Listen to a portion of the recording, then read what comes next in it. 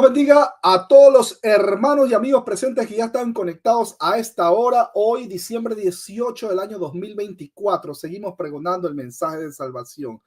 Una vez más, mi nombre es el hermano David Silva. Así nomás sencillito, hermano David Silva. Ustedes me pueden encontrar aquí en las redes sociales o también me pueden encontrar en las calles ahí en Patterson, peligroso barrio o sector aquí en New Jersey, llevando el mensaje de salvación. Mis hermanos queridos, hoy tengo un invitado especial, un invitado de lujo, así que creo que la audiencia ya lo conoce, nuestro hermano, amigo y pastor Winston Medina. Mi hermano querido, qué gusto volverlo a ver después de tanto tiempo. Cuéntenos cómo ha pasado. Bienvenido. ¿Cómo estás, hermano Silva? Para mí es un honor poder estar aquí en tu programa, poder compartir contigo una vez más, ahora que se acerca las Navidades. Un abrazo para ti y tu familia por allá. El café me lo bebí antes del programa, chicos. Estaba desesperado por un cafecito.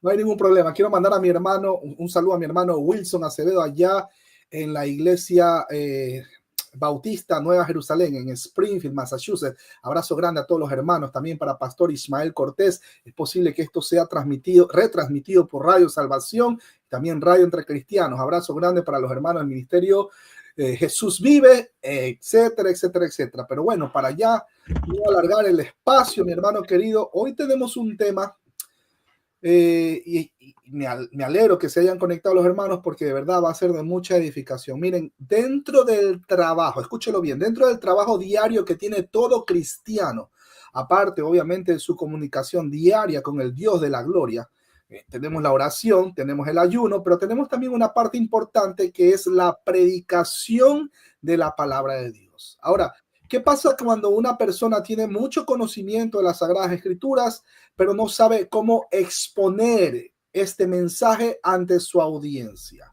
Imaginen, voy a poner un ejemplo, ¿no? Imaginen a un grupo de soldados que están en el Medio Oriente, están combatiendo ahí, ya ustedes saben, con los terroristas, etcétera, etcétera, etcétera.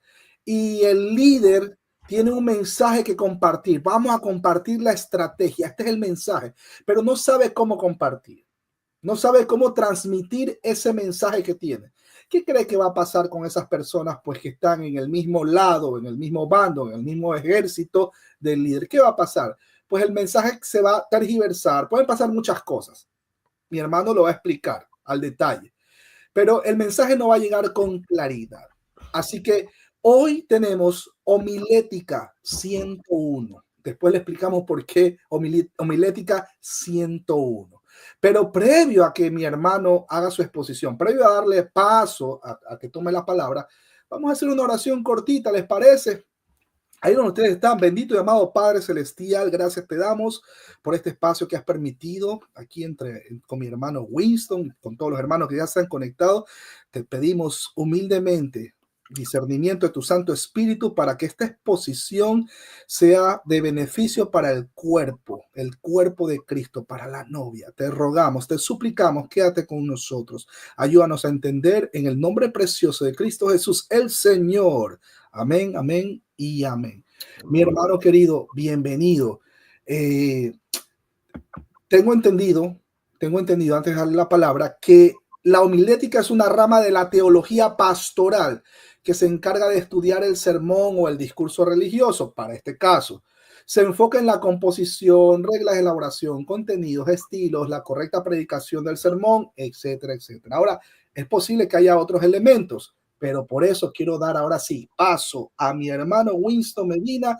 Si usted quiere, pues contamos con la Biblia en línea y mientras se van conectando los hermanos, sea usted bienvenido. Claro que sí, hermano David. He compartido ahí la pantalla para que las personas tengan una idea de por qué ha salido este programa. Hace poco acabo de lanzar mi libro sobre este tema. Lo puse aquí en la pantalla, David, si lo puedes poner. Bueno, David lo tiene allí. ¿Cómo se titula el libro? David lo tiene allí. Se llama El arte de conducir la palabra de Dios y tiene como subtítulo de la iluminación, del atropello a la iluminación, porque justamente la pregunta que hace nuestro hermano, lo pueden conseguir en Amazon, así como Winston Medina, y va a ver que esa es la última obra que está publicada y el último trabajito. Es un libro pequeño de unas 68 páginas, pero partiendo ya de tu pregunta, si lo puedes compartir también aquí en la pantalla, lo mostré para que las personas puedan verlo ahí en Amazon. Ahí lo pueden ver, así lo pueden buscar.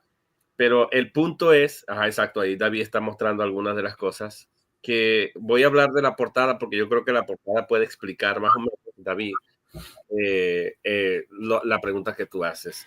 Generalmente, cuando uno escucha a un predicador, a un pastor, yo a veces me doy cuenta que se atropella mucho a la audiencia, se atropella de muchas maneras. De hecho, en el libro yo hablo, creo que menciono 15 errores que cometen los predicadores. Al final, por allá. Todavía estoy haciendo algunas ediciones y eso del libro, pero ahí está, porque siempre uno consigue cositas. Pero el punto es que el principal problema que uno ve en los predicadores es que atropellan a su audiencia, especialmente en los púlpitos, especialmente los que hacen vida en los púlpitos, atropellan a su audiencia de muchas maneras. Primero, a veces no anuncian el título, no enuncian el título del sermón, para empezar. Entonces comienzan a hablar y la gente no está orientada, no sabe de qué está hablando el predicador, no sabe qué es lo que le quieren decir y se ponen a dar vueltas y vueltas y hablan por acá y uno tiene que estar como un cazador tratando de ver exactamente qué es lo que me quieren decir. Otro de los problemas que yo veo es que divagan mucho, hablan de un tema, meten ahí mismo en el libro, tomando las palabras de un amigo mío que se llama Oscar, un cantante, pero es amigo mío. Él dice que, cuando yo más o menos le planteé esta idea, él dice, podemos decir, como es músico, él dice que muchos predicadores dan un popurrí de sermones, sí, un popurrí de sermones porque dan muchos temas a la vez, no se centran en uno, están hablando del cielo, de repente del infierno, de repente empezaron a hablar de la vida de las personas, un testimonio personal, y hablan de todo, pero la gente queda como perdida y confundida y la gente no puede seguir un hilo. Eso es una manera de atropellar. A veces sí dan un título, pero el título es tan trillado que la gente ya conoce el tema y ya como que se predisponen, bueno, se aburre, se siente como aburrido. Y a veces pasa también, David, que la gente sí anuncia el título del sermón, anuncia, voy a predicar de esto, pero de todos modos no habla de eso, no lo explica, no aclara detalles, no aclara palabras, no lo expone, no hace una explicación ilustrada, etcétera, etcétera, y las personas terminan decepcionadas porque aunque se prometió algo con el título, pues se habló muchísimas cosas. Entonces, el libro, la portada, si vemos la portada, por ejemplo, yo iba conduciendo por el este de los Estados Unidos y de repente por aquí, por Carolina del Norte, y de repente veo ese sol y dije, voy a tomar una foto aquí porque se me ocurrió algo. Yo iba en mi carro, por supuesto, iba conduciendo y dije, esto debe parecerse mucho a la predicación real. Un predicador es como un conductor de un vehículo. La predicación es el vehículo y la audiencia es la gente que tenemos delante de nosotros en los púlpitos. Uno decide si lo monta en el vehículo, lo lleva y lo dirige hacia esa luz de fondo. La luz de fondo es la iluminación del Espíritu Santo. Es el mensaje que el Señor quiere darnos. Entonces, me están llamando ahora aquí mismo, pero no puedo responder. Déjame pasarlo para allá. Entonces, hermano, el punto es que uno tiene dos opciones. O se lleva por delante con el vehículo que uno está conduciendo a los que están frente a nosotros, o uno los invita para que vengan con nosotros y junto con nosotros entonces puedan ir, porque el predicador, la predicación también le habla a uno. Uno va en el vehículo de la predicación como predicador, uno la conduce, pero uno mismo quiere dirigirse hacia la luz juntamente con la gente que está alrededor de uno. Y eso es más o menos de lo que ilustra la pantalla en esta metáfora de la portada del librito, es con esa finalidad de enseñarle a la gente, señores, necesitamos comunicar un mensaje claro y no decepcionar a la audiencia, no atropellar, pasar del atropello a la iluminación. Y para que eso ocurra, el predicador tiene que considerarse también como parte de esa audiencia, no es exento a la audiencia. Amén, amén, mi hermano. Yo en lo personal adquirí el libro, sí, en Amazon. Lo he estado leyendo y mis hermanos queridos, me encuentro con cosas que yo ignoraba y otras cosas que estoy convencido que ayudan a la mejor exposición de la palabra de Dios. Lo que tú acabas de mencionar es muy cierto. Muchas personas no sin mala intención. Pueden tener todo el conocimiento de las escrituras, pero no saben cómo exponerlo. Cómo no atropellar, como mencionaste en la alegoría, cómo no atropellar a la audiencia pues de una manera indirecta. No solamente porque da, como tú mencionabas, un título buenísimo, pero el contenido pues no tiene nada que ver con el título, o viceversa. O simplemente, y también entra el factor de tiempo. ¿Qué opina de eso, mi hermano querido? Porque con el factor de tiempo hay personas pues que, esto es típico, esto se ha visto en algunas denominaciones, sobre todo de corte carismático, que son pues 1 hora y media de puro canciones cristianas, le llaman alabanza, adoración, lo que sea, y solamente 15 minutos nada más de exposición de la palabra de Dios. Y la gente se queda así como que, oye, pero me quedé con hambre, ¿no? Con ese hambre espiritual. ¿Qué opinas de eso, mi hermano querido? Sí, mira, mi libro tiene este contenido para responder a esta pregunta. Ustedes pueden ver aquí la tabla de contenido, los tipos de sermones y todo lo demás. Y voy a moverme hacia una parte que tú muy bien has preguntado, que por cierto esto es parte de la colaboración de nuestros hermanos de Biblia en Contexto, de la que David también, de cuyo canal también David es parte. Y aquí justamente está esta parte de cómo predicar, y uno de esos factores que tú mencionas es el tiempo. Vamos a irnos para acá. La duración y factores de retención para que tengamos una idea. Aquí yo pongo que un predicador no puede exceder a más de 40-45 minutos, y de por sí un sermón de esa duración ya es bastante extenso, pero generalmente ese se ha convertido en el estándar o regla. Más o menos eso es lo que nos enseñan en los seminarios. Pero usted debe ser muy buen comunicador, David, y todo predicador debe ser muy buen comunicador para proponerse este tiempo de que sea entre 40 y 45, porque en realidad es un tiempo bastante largo.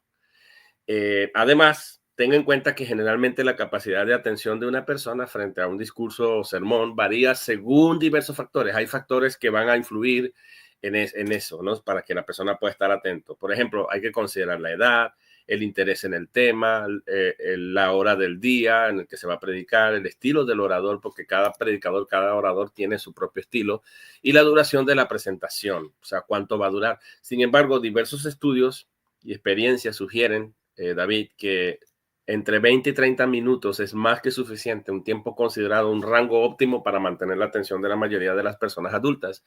Por eso es bueno que el predicador fragmente su discurso, como yo sugiero en todo este libro, por puntos o secciones. Podría desarrollar su discurso en 3 secciones de 10 a 15 minutos cada una si es muy buen comunicador. Recuerden que más de 40 minutos puede resultar en una disminución significativa de la atención, con la audiencia comenzando a distraerse o perder el hilo del sermón o del mensaje. Ahora usted se pregunta qué factores influyen en la duración de la atención, y ahí va a influir mucho el contenido, va a influir el título del sermón, el estilo del orador, como ya lo mencioné, el entorno, la interacción, etcétera, etcétera. Entonces, es cierto que necesitamos predicar, que necesitamos, ¿cómo te digo? Dedicarle mucho tiempo a la palabra, pero usted tiene que ser un muy buen comunicador, y para poder ser un buen comunicador, usted tiene que armarse de una estrategia que vaya muchas veces con su estilo, porque yo soy de los que creo que la estrategia, o sea, el predicador tiene su propia personalidad, y no todos los tipos de sermones que yo menciono en este libro, que se mencionan en los libros de homilética, van alineados con la personalidad de uno. Por eso uno tiene que ir probando, tiene que ir haciendo tipos de sermones, y aquellos en los que la gente vea le den a uno mayor aprobación, pues ese es el que uno tiene que, en el que uno tiene que quedarse y perfeccionar, y luego ir moviéndose hacia los otros, pues, estilos y tipos de sermones. Entonces pienso que hay que tomar eso en cuenta. A veces uno puede decir muchas cosas en 10 minutos sin necesidad de hablar tanto. Eso déjennos eso a nosotros, los que hacemos vida en las redes sociales, que hablamos hasta por los codos. Pero en un púlpito hay niños, hay adolescentes, hay gente de todas las edades, diferentes culturas, diferentes personalidades, diferentes caracteres. Hay un montón de cosas que influyen: el clima, el cambio de clima. Si es en Estados Unidos, se trabaja mucho, la gente tiene un horario, hay que ser prudente. Entonces, yo pienso que lo que uno puede comunicar en 45 minutos, también lo puede comunicar en 20, 25 minutos, cuando mucho media hora. ¿No tienes audio, David? Excelente, y eso también es aplicable incluso para los libros. Oiga, le digo con honestidad, y no es que quiera echarle flores ahí al hermano, pero yo le pegué una ojeada el primer día que llegó, Y es una esencia de la esencia de todo lo que tiene que ver con el tema de la homilética. O sea, mi hermano querido, por si acaso, yo no cobro regalías ni nada por promocionar libros, nada de esas cosas, ¿no? Pero es muy útil, es muy útil. Ahora, ya que menciona el tiempo, de eso puede oscilar, 40, 45 minutos máximo, dependiendo también de la audiencia. A veces hay niños, a veces hay personas pues mayores de edad.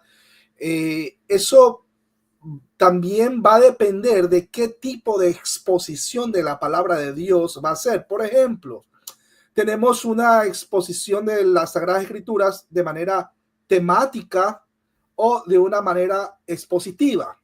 O sea, si es que yo voy a tratar, por ejemplo, no sé, Sadrach, Mesach y Abednego o rescatados del horno de fuego, vea, hasta combinado incluso, hasta lo puedo hacer hasta rimar, vea, ahí va la exposición. O simplemente voy a seguir una línea de estudio, el libro de Efesios, vamos por el capítulo 1 y voy avanzando. Ahora, va a depender mucho ese tiempo, ¿correcto? Corríjame si me equivoco. Claro, por eso yo clasifico en este trabajo, si tú puedes ver allí, déjame volver a compartirte aquí, yo clasifico los sermones en tipos de sermones. ¿Por qué? Claro, también lo hacen los libros de homilética, pero ningún libro de homilética, por lo menos de los que yo revisé, lo hace tan exhaustivamente, y no lo digo para echarme flores yo, como lo hago yo. Y quiero que la gente entienda cómo se me ocurre a mí esto y que es un método probado. Eso va a depender del tipo de sermón, como tú muy bien lo dices. Por ejemplo, mira, para ponerte una idea, yo soy maestro y he sido maestro por 21 años a nivel de o sea, kindergarten, de preescolar, de kinder, creo que se llama kinder en español, ¿verdad? Kindergarten, hasta nivel universitario. He sido profesor, maestro. Y en Estados Unidos he enseñado por 11 años. Una de las cosas que yo hice, David, previo a escribir este libro, es que yo he visitado muchas iglesias en mi comunidad, en la ciudad donde vivo y en otras ciudades aledañas. Y cuando yo veo predicadores hispanos, y no importa si es bautista, si es pentecostal, porque visité varias denominaciones, si es presbiteriano, si es wesleyano, porque por aquí fuimos a una iglesia wesleyana, y fui a varias iglesias y me di cuenta de algo. Así como fui a las iglesias hispanas, también fui a varias iglesias americanas. Y no importa la formación que tenga el pastor, pueden tener hasta doctorado y todo en esas iglesias, porque los presbiterianos estudian mucho y los bautistas también. Pero ¿sabes qué me di cuenta yo? Que cuando iba a las iglesias hispanas, por muy preparados que sean los pastores y tuvieran mucho conocimiento teológico, como tú hablabas al principio, yo venía de ahí decepcionado de las diferentes denominaciones donde fui, porque no me enseñaban algo claro y no sabía hacia dónde me querían orientar. Muchas veces no daban el título, a veces daban el título y hablaban de un montón de cosas y no iban alineados al título, no ilustraban el tema, no lo explicaban, o sea, mucha decepción. Pero me di cuenta que cuando yo iba a una iglesia americana, aunque fuera pentecostal, o aunque fuera una iglesia donde el pastor no tiene estudios académicos, porque visité varias, el pastor tiene una habilidad para comunicar con claridad, con 3 o 5 puntos, lo que realmente quiere decir. Y yo venía aprendido, o sea, había adquirido conocimiento. Entonces, eso hizo que yo me preguntara, dije, algo tiene que pasar aquí. O los hispanos no estamos recibiendo la formación de base para ser más efectivos en la predicación, y los americanos sí. O nosotros necesitamos ayudar, o nosotros estamos siendo negligentes en el estudio de la palabra. Entonces me puse a buscar libros de homiléticas y veo que es bastante confuso los libros de homilética, no están de acuerdo en una cosa. Tú te lees varios, yo me leí como 10 libros de homiléticas, y al leer los libros de homilética dije, oye, si yo soy una persona que apenas estoy estudiando teología y me enseñan homilética, y este libro están planteados de forma narrativa, no tienen didáctica, no hay algo que tú puedas decir, bueno, me quedo con esta idea clara. Entonces, como soy maestro, hice una prueba, como estoy ahorita en la escuela secundaria, miren lo que yo hice, David. Y quizás, bueno, ustedes dirán, bueno, pero el hermano no está respondiendo a la pregunta. Sí, estoy respondiendo a la pregunta porque esto es muy importante. Agarré a mis estudiantes y como tengo varias secciones en el día, a una sección les di el mismo tema y les proveí, porque me di cuenta, David, me di cuenta que el sistema educativo en Estados Unidos o sea, tiene muchos organizadores gráficos, como puedes ver en mi libro, muchos organizadores gráficos. ¿Puedes mostrar algún gráfico ahí? Tiene muchos organizadores gráficos Y esos gráficos los comienzan a ver los niños desde kinder. Está en el sistema de Carolina del Norte, kinder, primero, segundo, hasta el bachillerato, e incluso uno va a la universidad y ve eso. Entonces yo dije, ¿será que esto es lo que está influyendo? Voy a hacer una prueba. Y lancé mi método para ver si funcionaba. Entonces tomé algunos de esos gráficos, un gráfico, perdón, y tomé a un grupo de mis estudiantes, tomé a una sección de mis estudiantes y le di un tema y le dije que desarrollaran ese tema, pero que todas sus ideas las plasmaran siguiendo esos gráficos que estaban allí puntualmente. Primero les expliqué el gráfico y luego les entregué el gráfico y les dije, hagan un brainstorming. Un brainstorm es como una lluvia de ideas, pero háganlo en el gráfico. Y luego, pero yo le daba el título del tema que ellos iban a desarrollar, de sociales o de ciencias, lo que fuera. Y luego agarré a mis estudiantes a una sección de esos mismos, de otros estudiantes, pero del mismo grado, y les di el mismo tema y les dije, y les entregué un papel en blanco, sin gráficos, y les dije simplemente, desarrollen este tema y hagan una lluvia de ideas y plasmen todas sus ideas en ese papel. Luego yo hice una prueba.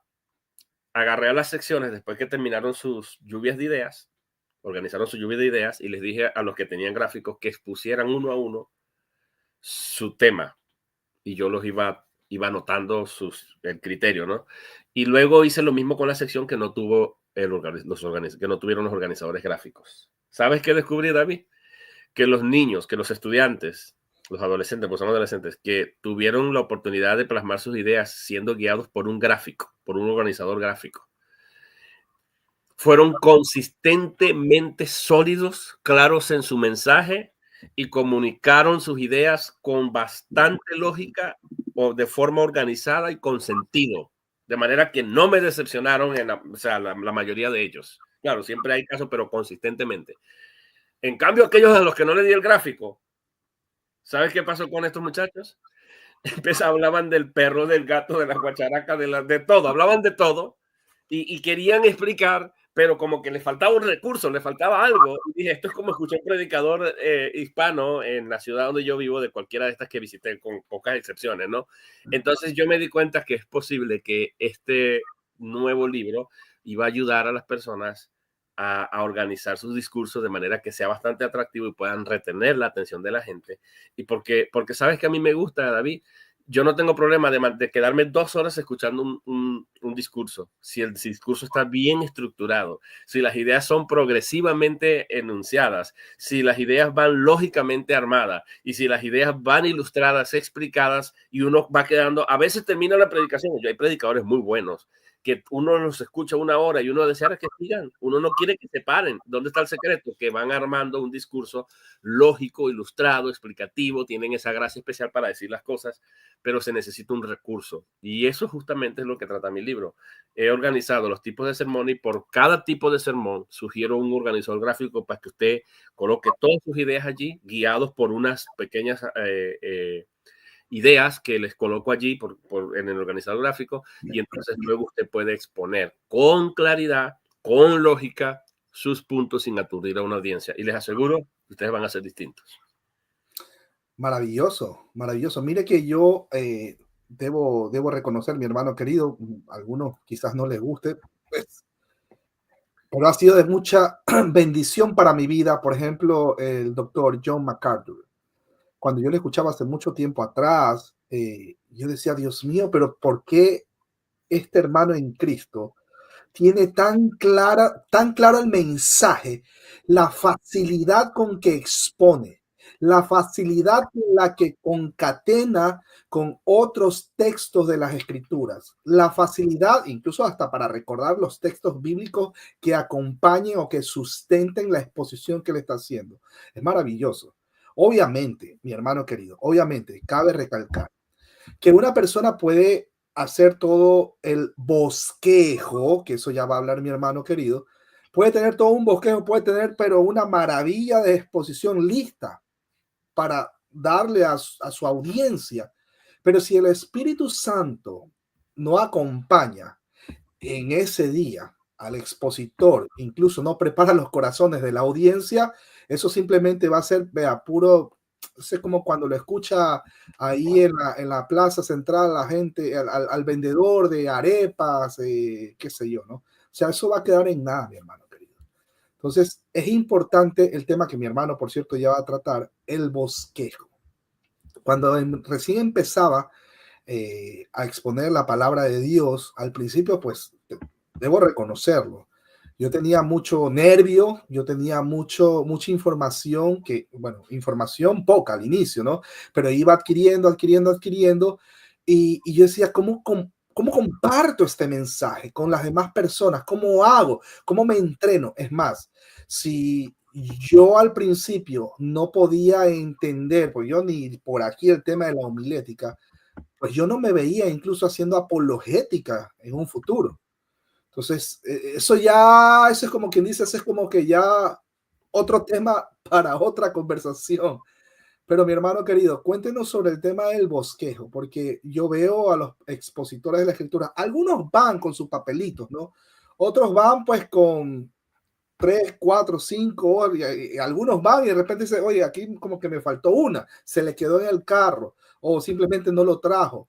Pero también veo personas que ya tienen el bosquejo armado, pero adivinen dónde tienen el bosquejo armado, aquí en su cabeza. Obviamente, la práctica que una persona haga sobre alguna actividad, eso forma destreza. Eso es algo que lo aprendí incluso cuando estaba pues allá en mi país natal, no solamente en el colegio, sino también en la universidad. Pero si una persona no practica y no está constantemente, lo mismo que pasa con los predicadores, o sea, si no adquiere esa destreza para poder hacer apologética, pues cómo va a defender la fe, ¿no? Pero ¿qué nos tienes que contar, mi hermano querido, ya que estamos profundizando y ya vamos entrando al tema del bosquejo? Sí, claro, cuando hablamos de bosquejo, la homilética plantea la idea de bosquejo. Yo no planteo la idea de bosquejo, sin embargo, no quiere decir que no esté presente en mi libro. Lo que pasa es que lo hacemos a través de los gráficos. Y ahorita yo lo voy a demostrar. Es lo mismo, pero de una manera bien estructurada y que se entienda. A diferencia de un bosquejo que a veces te dicen pongan un punto, un número, luego una A, luego una A pequeña y así. Es bastante enredado para una persona que no está familiarizado con lo que es. En cambio aquí, ¿qué hago yo en mi libro, David? Yo explico, en primer lugar, lo que yo hago es explicar el tipo de sermón, en qué consiste, lo defino. Por ejemplo, voy a tomar un ejemplo de acá. Vamos a tomar el sermón narrativo, ¿verdad? Que es, tú estabas hablando ahorita de Sadrach, Mesach y Abednego, se presta, por ejemplo, para ese caso del sermón narrativo, ¿no? Entonces, yo agarro acá, fíjate, me va a llevar aquí a la definición del sermón narrativo. Hay algunas preguntas que uno puede hacerse. Bam, bam, bam, bam. Este es el antecedente. Y mira, este es un organizador gráfico estandarizado en el sistema educativo. Lo voy a poner más pequeño para que la gente pueda visualizarlo. Mira, ¿ves? O sea, ves, ya de plano te va a decir que necesitas tener un inicio, un desarrollo y un cierre dentro de un sermón narrativo. Pero muchas veces te lo dicen esos los libros de homilética, pero no te dicen qué debe contener ese inicio. Entonces yo aquí propongo esto, ¿ves? En primer lugar, que coloquemos aquí abajo los personajes. ¿Quiénes son los personajes involucrados? En este caso, Sadrach, Mesach, Abednego, Nabucodonosor, el pueblo de Israel, qué sé yo, por decirte algo. ¿Quiénes de estos, o sea, quiénes son los protagonistas y quiénes son los antagonistas? El protagonista, yo explico eso ahí, el protagonista es prácticamente la figura principal en la narración y el antagonista es el que va a generar un conflicto, pero esto lo tengo que enunciar al principio, ¿no? Entonces, básicamente eso es así.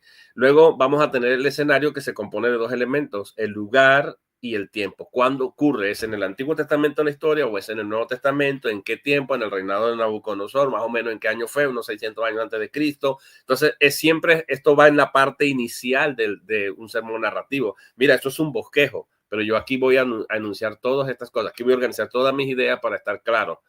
Luego explico en qué consiste el diagrama. Mira, aquí abajo explico el diagrama. Si tú ves este diagrama, dice explicación de diagrama, se llama diagrama de trama.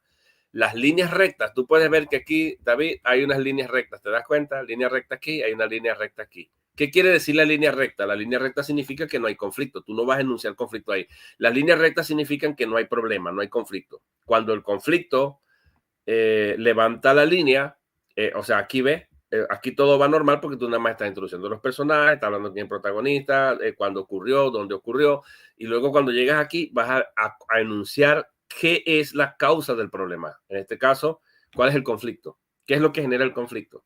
Y ese conflicto va a generar una serie de zigzags que yo le llamo, o sea, que se llama en este diagrama de trama, eventos que van agravando cada vez, y el predicador tiene que ser muy astuto para organizar esos eventos, qué ocurrió primero, qué fue dando, y esto va, este trama va, mira, como puedes ver aquí, es parte del desarrollo, cómo se va desarrollando el problema, la narrativa. Entonces vas a colocar qué pasó al principio, qué fue sucediendo luego en secuencia, pero cada vez tienes que organizarlo de manera que vaya escalando hacia algo peor, hasta que llegamos acá al punto de esta línea donde va a haber como un pico, una caída. Es justamente lo que se llama el clímax. Y es que para que el conflicto cese, se tiene que dar un escenario, por ejemplo, en el caso de Sadrach, Mesach y Abednego, es que lo lanzan en el horno. Ese sería como el clímax, porque todo el mundo tendría, o sea, tú pones a la gente en expectativa de, oye, se van a quemar, ¿qué les va a pasar? Ese es el clímax. Pero a partir de allí, la narrativa va a volcarse hacia algo un poco más aburrido, en el sentido de que, por ejemplo, eso se le llama acciones decrecientes. Después que Sadrach, Mesach y Abednego fueron lanzados en el horno, entonces la cosa ahí se pone, es la parte más emocionante, y luego va a comenzar a bajar a partir de allí, que es lo que viene. No porque sea decreciente o sea la parte más aburrida, quiere decir que sea la parte menos importante, no, porque vamos allá aterrizando hacia una serie de eventos en secuencia decreciente hasta llegar hasta normalizar, porque la idea de la narrativa es comenzar con algo que está normal, luego hay un conflicto que va acrecentando, se da un escenario terrible que es el clímax, y luego a partir de allí las acciones comienzan a disminuir para llegar a normalizar, como aterrizar hacia una línea recta nuevamente, que es la resolución, donde uno va a colocar el fin de la historia. Y después de eso, uno va a colocar cuál es el tema, no el título, no se puede confundir, sino la lección de aplicación. ¿Cómo yo aplico eso a mi vida? ¿Qué mensaje me llevo del caso de Sadrach y Mesach y Abednego, por ejemplo? Que debo confiar en Dios, y que debo, como ellos dijeron, ¿verdad? Que sea que Dios me libre o no me libre, Dios será mi Dios. Entender que no siempre Dios me va a librar, pero el cristiano fiel va siempre a confiar en Dios, no importa qué. Y así vamos a pasar por diferentes tipos de sermones. Si es biográfico, por ejemplo, además voy a mostrar los gráficos, porque es una manera de hacer bosquejo. Mira, ¿ves? Ahí tenemos el biográfico, ¿ves? El biográfico, yo sugiero este bosquejo. Ahí, y lo que yo hago en mi libro también, David, es que modelo por ejemplo, si vamos al anterior, aquí presento el gráfico, pero yo no dejo a la gente desarmada, yo modelo para cada uno. Mira, aquí está un ejemplo, mira. ¡Ay, qué maravilla! Mira, ahí está el ejemplo donde voy colocando cada elemento, cada parte, ¿ves? Por ejemplo, no más gigante que su fe. ¿De quién estoy hablando aquí yo? Mira que el sermón, cuando hablo del tipo de sermón y cuando hablo del título del sermón, el sermón no tiene que ser un sermón trillado. Y mira, el título es bien llamativo. No más gigante que su fe. No digo quién, pero voy a empezar a presentarlo aquí. Yo tengo que ser muy astuto. Mira, aquí está todo, cómo lo voy a ir desarrollando hasta llegar aquí, y mira cuál es la lección final, ¿ves? Entonces yo voy modelando por cada tipo de sermón. No es que le tiro les tiro los bosquejos ahí, les tiro los gráficos, simplemente, sino que yo hago un ejemplo. Mira, aquí está un ejemplo. Este es un sermón descriptivo. Mira, aquí está el gráfico sin explicación, pero aquí está el gráfico con la explicación, donde voy modelando y voy poniendo los versículos bíblicos, y voy explicando los tipos la lección de aplicación. Aquí está el biográfico y aquí está el modelo a seguir, ¿ves? Entonces, para que tengan una idea la gente, que es justamente lo que yo he hecho, porque yo originalmente lo había pensado hacer nada más lanzando los gráficos sin explicarlo, pero como me senté al lado de alguien para explicarle mi libro, y cuando le expliqué mi libro me dijo, ¿sabes qué deberías hacer tú? Me dijo ella, me dijo, tendrías que modelar por cada gráfico, porque cada gráfico es una especie de llevar un bosquejo. Entonces modela para que ellos se guíen por allí, y así les vas a ayudar. Y eso justamente fue lo que hice yo, a sugerencia de Anabel. Yo hice justamente eso, a quien le agradezco mucho, porque se sentó conmigo, me escuchó, yo le leí todo el libro en 10 minutos, le mostré los gráficos y me dijo, pero con los gráficos me pierdo, ¿puedes modelar? Y a sugerencia de ella, como en la parte de agradecimiento, le agradezco a ella justamente porque logré poner esas ideas. Me llevó más tiempo, pero lo hicimos. Entonces, es muy importante el bosquejo, porque dependiendo del tipo de sermón, tú no puedes predicar a todo tipo de sermón, aplicar el mismo tipo de bosquejo. No, eso es un error. Es un error. Tienes que organizar el bosquejo dependiendo del tipo de sermón que vayas a predicar, si es narrativo, si es causa y efecto, si es argumentativo, que en este caso sería apologético, si es biográfico, si es cronológico, si es un sermón expositivo, si es temático, y todo eso va a influir en el tipo de estructura que vayas a dar. Y por eso, si tú aplicas este método, obviamente que tú vas a pasar del atropello a la iluminación, porque la gente va a quedar atrapado en la manera como tú le estás presentando el discurso. Ahora entiendo por qué lo que veníamos hablando, ¿no? Cuando escuchamos a un predicador, a ver. Ahí dice que lo haga lento para sacar captura. Bueno, sean plagiadores, ¿vale? Vayan y compren el libro. $12 no es nada, chicos. Es broma. No, por ejemplo, usted había mencionado, mi hermano querido, el mismo mensaje. A ver, Sadrach, Mesach y Abednego, que en este caso lo estamos tomando como ejemplo, ¿no? Que lo exponga, por ejemplo, el doctor John MacArthur, o que lo exponga, por ejemplo, el doctor Gilberto Rufat, o que lo exponga, por ejemplo, una persona, pues que, bueno, Cash Luna, por ejemplo. Pues el resultado no va a ser el mismo. No, Cash Luna te va a dejar la luna y te va a sacar cash, como decía por allá otro loco. No, el resultado, finalmente el resultado no va a ser el mismo. O sea, es el mismo mensaje, pero el resultado va a ser distinto. Corríjame si me equivoco. Ahora, Absolutamente. ya que hemos estado viendo, o acabaste de exponer cuáles son los elementos que debe, o las partes que debería llevar un bosquejo, o como mínimo las mismas partes que debería llevar el bosquejo, por eso es que, así como tú lo tienes, la gente se queda enganchada y dice, oye, pero qué lindo cómo predica. Oye, pero qué lindo que está el mensaje. Es más, hay personas que incluso están escuchando buenos expositores de la palabra y de repente dice, ay, pero ya se pasaron, no sé, 1 hora y ya se pasó 1 hora y media. Oiga, que decía, no, no, no. Entonces ya el expositor dice, vamos a dejar esta parte para otro tema, vamos a dejarlo para mañana o para el próximo domingo o lo que sea, ¿no? Si es un sabático, pues dejámoslo para el próximo sábado, qué sé yo. Entonces, esa idea de poner todas las gráficas para hacer su bosquejo y para modelar como ejemplo, es muy bueno porque de hecho, bueno, eso es lo que usa la universidad promedio aquí está. De hecho, casi todas las universidades usan el tema de bosquejo, desde el pre-K hasta la university, desde el más pequeño hasta el más grande. Pues aquí en Estados Unidos es así. Por eso es que el aprendizaje pues es como que es más fácil. Imagínense los chinos. Imagínense allá en China. Ahí nomás le dejo el dato para ahora.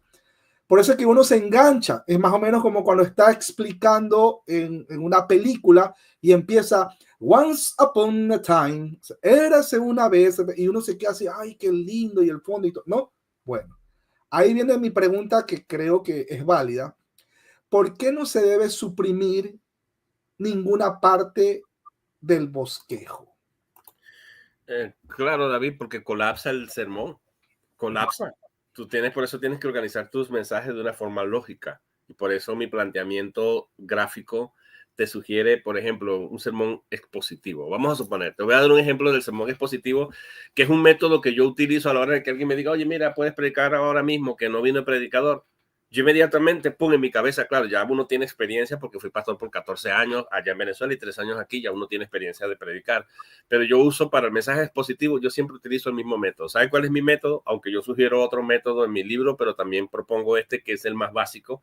Yo uso un acróstico o acrónimo que se llama PEICA. No PECA, sino PEICA. La P significa presenta el asunto.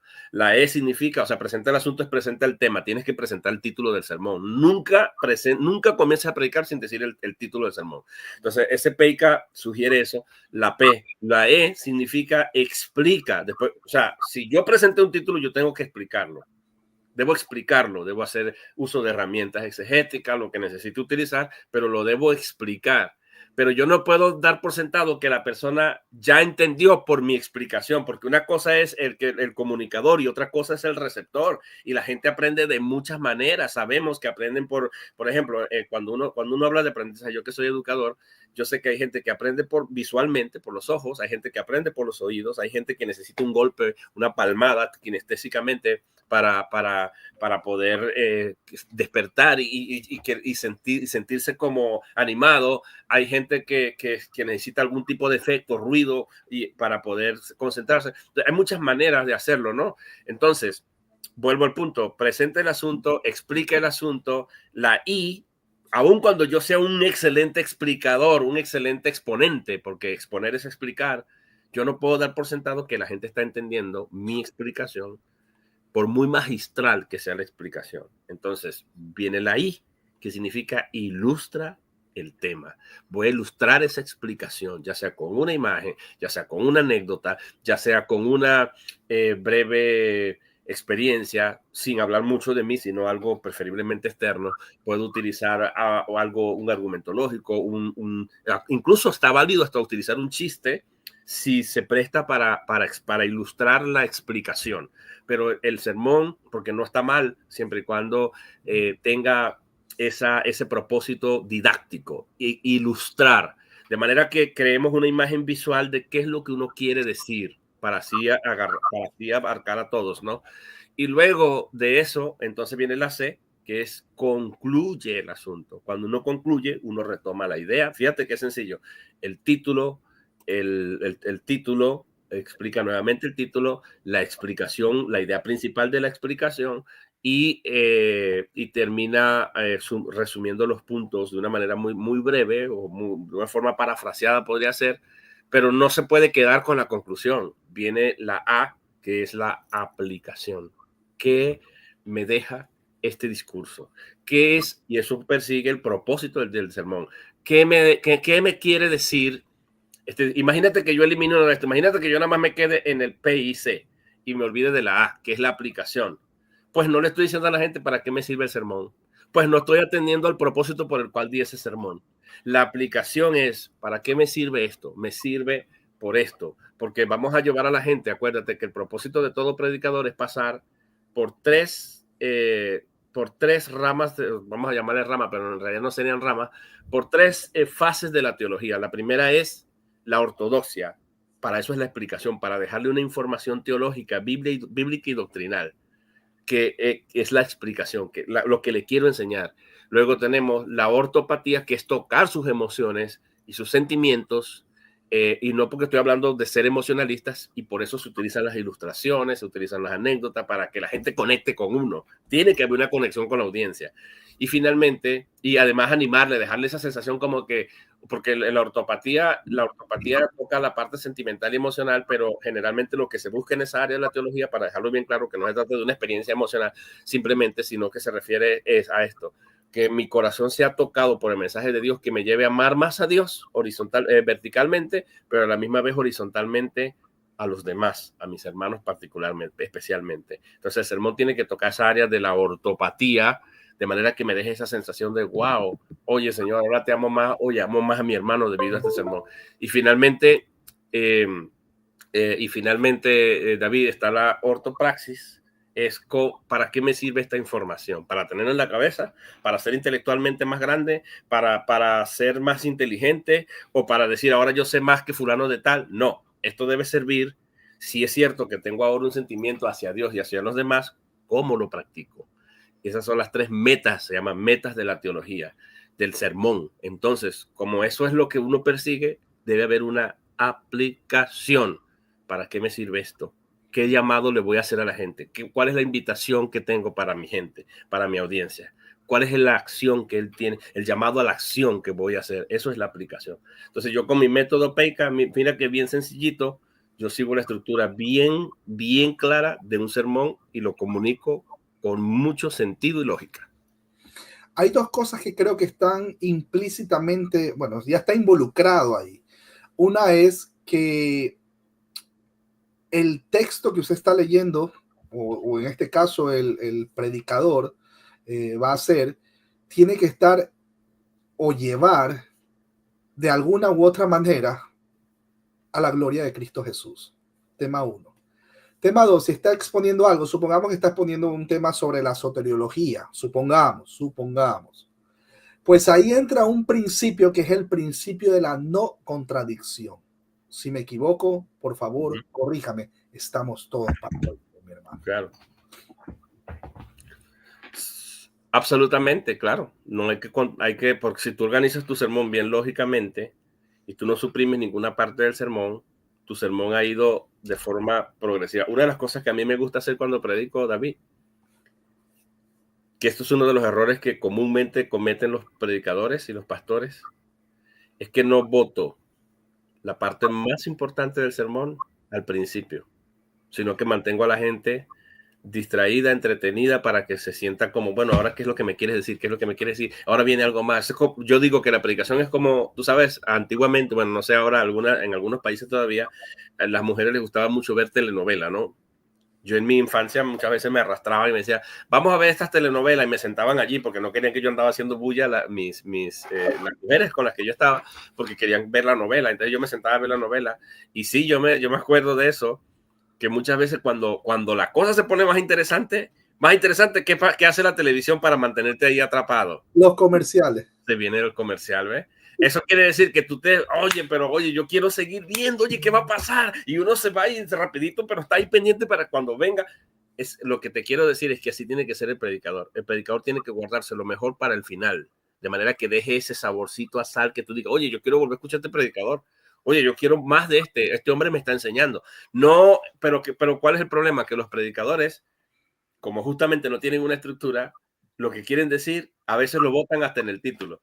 Y después se quedan dando vueltas para rellenar 1 hora, media hora, 2 horas. Me he calado yo a predicadores. Y aparte después que, no, y una de las cosas que a veces hacen los predicadores, tú a veces invitan a un predicador a predicar en la iglesia, y como a veces son predicadores, generalmente los predicadores son muy talentosos, a veces son músicos, a veces son cantantes, el predicador viene, ora, da un testimonio, quiere lucirse y toca el piano o se pone a cantar, y luego entonces da un sermón larguísimo de 1 hora, 1 hora y media. Después comienza a volver a cantar para ministrar, y entonces comienza a ministrar y se nos van 2 o 3 horas en un sermón. Eso lo he visto yo en muchas iglesias, ¿no? No estoy diciendo que en todas, pero yo a eso le llamo los 15 abusos del predicador. Ese es uno de esos. Sí, esa parte.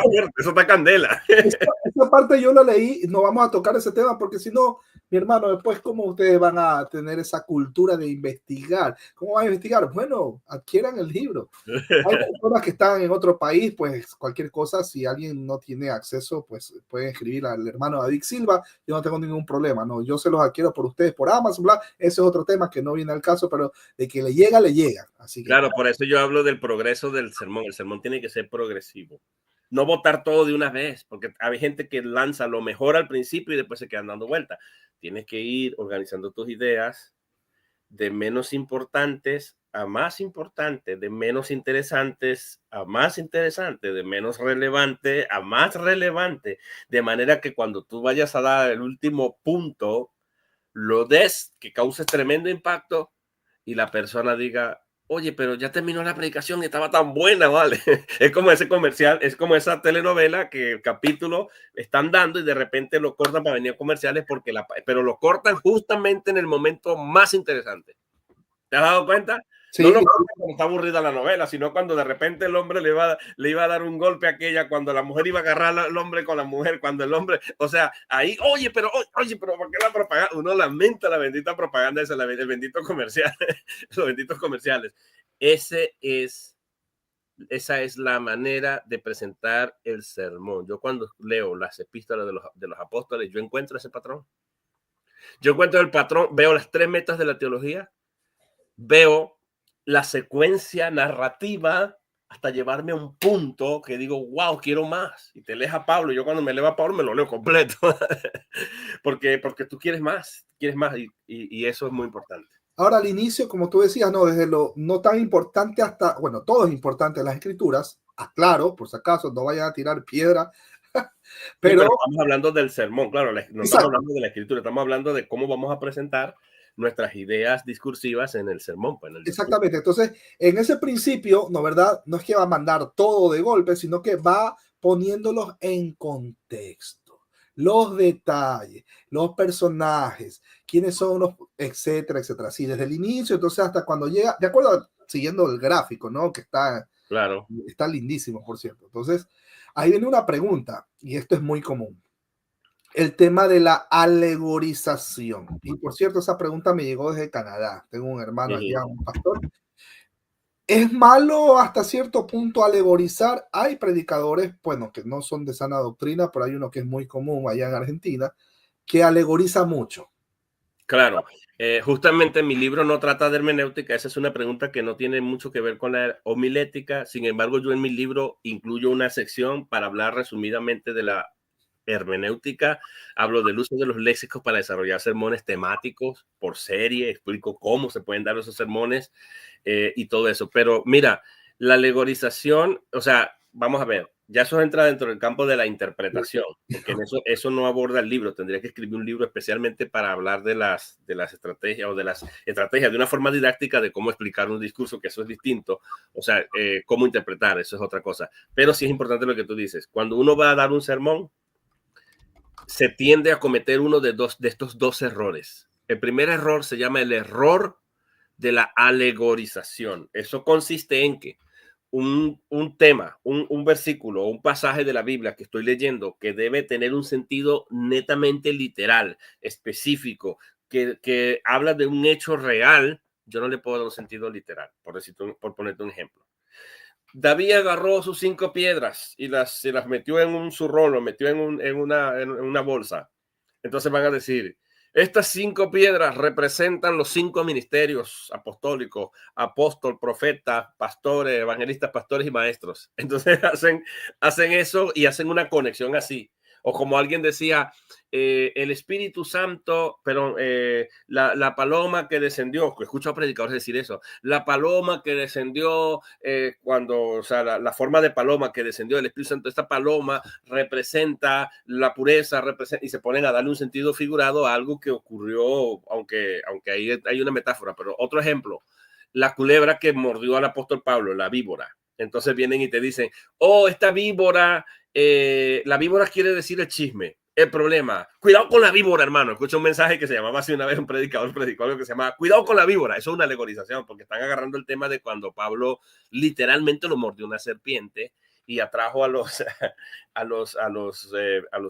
citadinos de ese lugar, a los que vivían allí, a plantearse que Pablo tendría que haber sido un dios. Entonces agarran esto de la víbora y va a decir que por ahí anda la víbora del pecado, del chisme, de la murmuración, de la crítica, del no sé qué, y le dan toda una explicación alegórica al pasaje. Eso es un error interpretativo y todo predicador debe huir de estar buscándole el significado alegórico a algo que está expresamente allí en la Biblia de forma literal. Y el segundo error es lo contrario. El segundo error se llama el error de la literalización.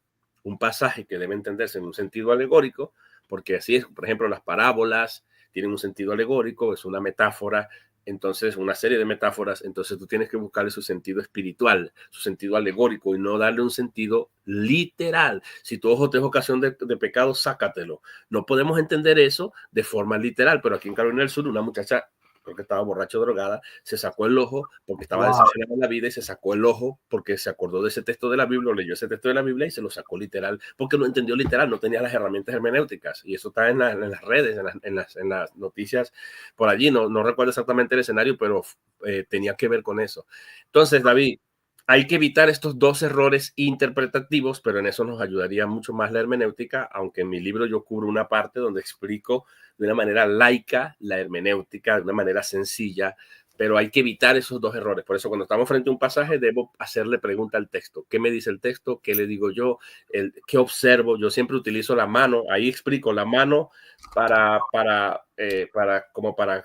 llevar la estructura del sermón. O sea, observación, una lectura, o sea, lectura, observación, qué hay, qué no hay. Por ejemplo, cuando yo daba clases en el seminario, yo siempre raspaba, es que aplazábamos a los pastores así. Yo le hacía la pregunta, ¿cuántos reyes magos? pero era una pregunta malintencionada, pero con la finalidad de enseñarles algo a ellos, no didáctica. ¿Cuántos reyes magos, ahorita que estamos en Navidad, cuántos reyes magos vinieron a visitar el pesebre de Cristo? Y todo el mundo me decía, 3. Y enseguida yo le preguntaba, ¿y cómo se llamaba? Y entonces me decía, Melchor, Baltasar y ¿cuál era el otro? Gaspar, Baltasar y Melchor. Entonces yo le decía, ¿dónde sacaron ustedes eso? Ahora vamos a abrir la Biblia y vamos a hacer un ejercicio. Eso era para enseñarles que es muy importante leer, pero observar qué dice y qué no dice. Entonces cuando íbamos a la Biblia, resulta que dice, y unos magos. ¿Dice 3? No. ¿Dice que eran magos, que eran reyes? No, lo único que dice es unos magos. Eso es lo que está en el texto. Lo demás es interpretativo. Lo demás lo vamos a añadir porque estamos acostumbrados a ver las películas, lo que sea. Venimos con nuestros prejuicios. Alguien siempre nos vamos a llegar a la Biblia con algunas ideas, con algún conocimiento previo, y eso va a afectar mucho lo que estamos leyendo. Por eso es muy importante la observación del texto, qué dice y qué no dice, porque eso nos va a ayudar a nosotros a presentar un sermón netamente, ya sea si es literal que sea literal y si es alegórico que sea alegórico, pero partiendo de la observación, lo que hay allí, obviamente. Y ya que estamos tomando el ejemplo de King David, perdón, el rey David, si nosotros escuchamos la historia expuesta por ejemplo, el doctor John MacArthur o por el doctor Gilberto Rufat, pues nosotros vamos a entender y digo, wow, mira qué riqueza que tiene el texto, lo que pasó, lo que sucedió, mira las piedras y David, Goliat y todo, perfecto, todo bien. Y va a mostrar obviamente que todo apunta a la gloria de Cristo, hasta ahí estamos. Pero si esa misma narración la da, por ejemplo, un predicador X, que le encanta alegorizar, va a terminar diciendo que nosotros somos el rey David y que Goliat es el pecado y que tienes que tumbar el pecado. Y que, no. Volvemos otra vez a la explicación del doctor John MacArthur o del doctor Gilberto Rufat, etcétera, etcétera. Un predicador de sana doctrina va a decir, mira, el rey David representa a Cristo. Goliat representa el pecado. Fue derrotado. Y todos esos cobardes israelitas, esos somos nosotros. Así éramos nosotros. Es la misma historia, pero explicada en distintas, dependiendo de la persona que lo explique, ¿no? Ahora, saltamos ya del rey David, vamos a saltar al libro de Hebreos. ¿Es una homilía o qué tiene que decirnos al respecto? Sí, eso es muy, muy importante. Sabes que la mal llamada epístola a los hebreos, yo soy uno de los que me he opuesto mucho a eso, ¿no? La mal llamada epístola a los hebreos, en realidad no es una epístola, porque una epístola contiene, número uno, ¿cómo se llama? El que emite la carta, un emisor, contiene un saludo, una salutación, contiene un contenido, tiene unos destinatarios, lo que se llama un dativo de recipiente, tiene el contenido, tiene una conclusión y una doxología, que es parte de la conclusión también. Eso no lo vemos nosotros en la mal llamada epístola a los hebreos. Por lo tanto, es simplemente un sermón, un discurso que además está organizado estructuralmente de forma argumentativa y de causa y efecto. Si no haces esto, te va a pasar esto. Si no haces esto, de hecho hay 6 advertencias en todo el libro de los Hebreos. Entonces, cuando uno analiza el libro de los Hebreos, que es de autor anónimo, aunque los ortodoxos ya se definieron y dijeron que es Pablo, algunos otros dicen que es Bernabé, otros dicen que es Apolo, otros dicen que es un amigo, un colaborador de Pablo sin decir quién es, que fue Lucas, etcétera. Pero no importa. Lo importante es que es una homilía. ¿Y qué significa la palabra homilía? Un discurso, un sermón, una predicación, pero en este caso de forma escrita, que tiene como propósito convencer a la audiencia de que Cristo es superior a los profetas, a los antepasados, a los ángeles, y está desmontando la teología de los fariseos, las presuposiciones tanto de los fariseos como las de los saduceos, y va a argumentar basándose en los salmos y en ejemplos del Antiguo Testamento. Los citan múltiples veces para decir, los señores, aquí, en este libro, o sea, Cristo es esta persona de la que se habla en el Antiguo Testamento. Y si ustedes lo dejan pasar, ay papá. Eso es prácticamente lo que nos dice. Por eso al final nos va a decir prácticamente, pongan los ojos en Jesús, el autor, el iniciador, el precursor de la fe y el que la concluye.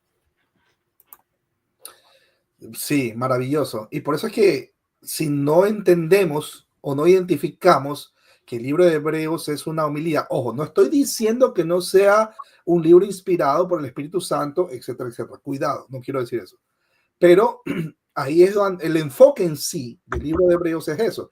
Cristo es mayor o es superior que los ángeles. Pónganse serios, porque si no, pao, pao. Pero el enfoque no es, ¿sabe qué? Ustedes van a perder la salvación. Por cualquier cosa, perdió la salvación. Porque se basan en ya o lo leen, mejor dicho, con esa presunción o con esa ya idea preconcebida, cómo escaparemos de una salvación tan, etcétera, etcétera, etcétera. Entonces, pero ahí viene el principio de la no contradicción. O sea, ¿cómo podemos nosotros tener cientos de textos que promueven la seguridad de la salvación, hablando de la soteriología, versus un texto que dice, ¿cómo escaparemos? O sea, o voy a tumbar con este texto todos los cientos de otros textos que promueven la seguridad de la salvación, o yo estoy mal interpretando, o yo no he identificado que estoy viendo ante mis ojos una homilía. Claro, ¿no? Y además de eso hay que tomar en cuenta que la homilía me obliga a mí a tener que ir leyendo secuencialmente, porque es una causa, un efecto, una causa, un efecto. Y en el mismo contexto del capítulo 2, ahora que hablas de eso del tema de la salvación, nos va a decir que hay muchos hijos que Cristo se va a llevar a la gloria. Hablando de los hijos, nos dicen mucho para referirse al de su pueblo. Le va a decir muchos hijos a la gloria, que Él es poderoso para guardarlos de tentación, que Él va a anunciar su nombre en medio de sus hermanos, de su congregación, y que esa gente son los hijos que nada más y nada menos que Dios le dio.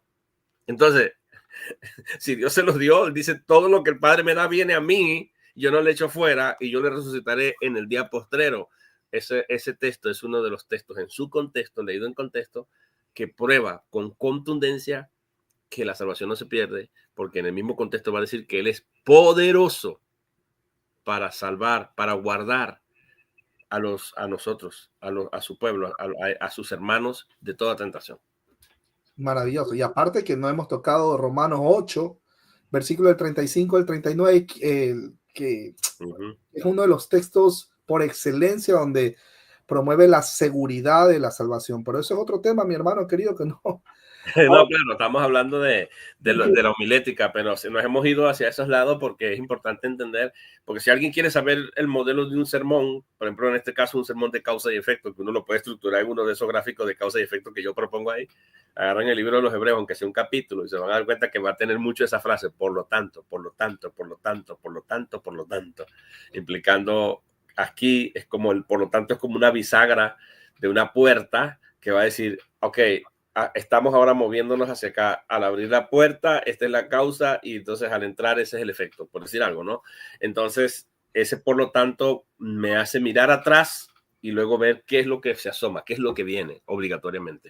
Exacto, es como que debido a lo que hemos venido hablando o lo que hemos estado viendo o lo que hemos estado escuchando, entonces viene lo de acá. Y claro, cuando uno ve esto, por ejemplo, cuando tú ves ese texto que dice cómo escaparemos si descuidamos una salvación tan grande, justamente lo está diciendo en un contexto en el que viene diciendo que cuando los ángeles en el pasado, porque está tratando de tumbar una teología de los fariseos, acuérdate que los saduceos no creían en los ángeles. No. El autor comienza hablando de los ángeles para decirles, tengo a alguien mayor que los ángeles, porque la jactancia de un fariseo era decir, nosotros tenemos la palabra de Dios porque la recibió Moisés por medio de un mediador que se llama los ángeles. Así yo conozco a alguien que es mayor que los ángeles. Es tan poderoso ese que con su sola palabra sustenta todas las cosas. Y esa palabra sustentar implica una idea activa, que él sustenta todas las cosas.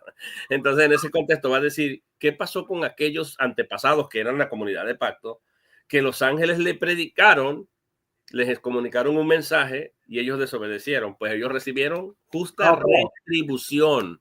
Justa retribución. Entonces, si los ángeles que son inferiores a Cristo cuando los ángeles comunicaron un mensaje y estos no atendieron el mensaje de los ángeles, entonces Dios les dio una justa retribución. La pregunta que nadie responde es, ¿a esos que Dios les dio una retribución por no atender el mensaje de los ángeles se condenaron? La respuesta es no, pues tendremos que meter ahí a Raimundo y todo el mundo en la 23,000 cayeron en un solo día, decir que se condenaron. Simplemente se limita a la muerte física, al castigo divino, a una retribución justa de parte de Dios. Entonces, en ese mismo sentido, así también nosotros, ¿cómo escaparemos si descuidamos una salvación tan grande? ¿Escapar de qué? De la salvación, de la condenación. No, escapar también de una retribución, pero mayor, porque no estamos despreciando a los ángeles, sino a alguien que es superior a los ángeles. Y ese es el significado de ese pasaje.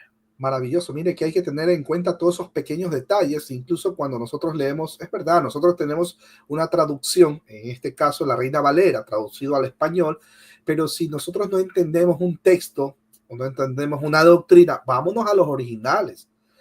Para hacer una buena exégesis, se hace con los textos originales. Por ejemplo, cuando dice, si me amáis, guarda mis mandamientos. Eso es un texto clave o típico que utilizan pues todos los judaizantes. Pero en el original no es que dice si me amáis, sino que la Reina Valera tradujo algunos textos. Si esto, entonces esto. No, y no es así. Si vamos al original, menciona, debido a que ustedes me aman, entonces, etcétera, etcétera.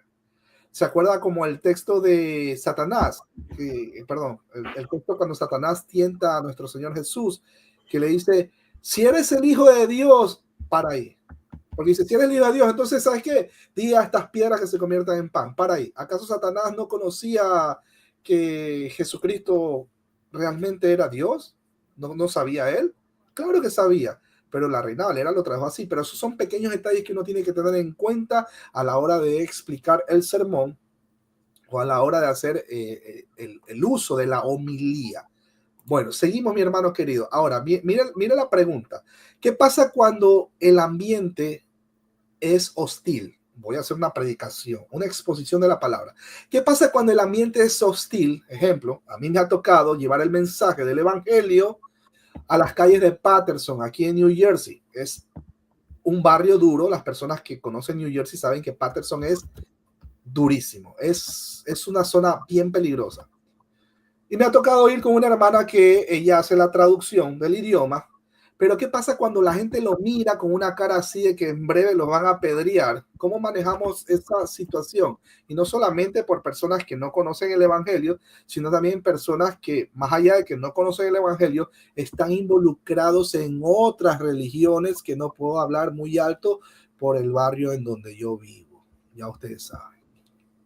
La religión del anticristo, ahí nomás se lo digo ya. Como menciona. ¿Cómo actúa ahí? ¿Qué hace? ¿Cómo usa la homilía ahí?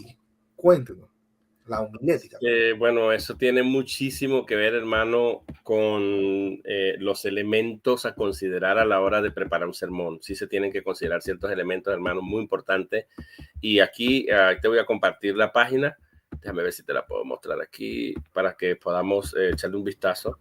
Eso lo cubro en mi libro para explicar cuáles son los elementos que influyen justamente a la hora de nosotros elaborar un sermón, ¿no? Entonces, mientras usted está preparando la pantalla, quiero mandar un saludo para la familia Gallo, aquí en New Jersey. Ellos saben cómo es Paterson. Paterson es peligroso.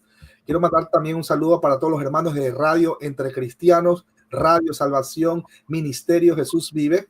Así que, mis hermanos queridos, ahí vamos con la pantalla. Entonces, ahí está. Lo estás viendo ahí, ¿verdad?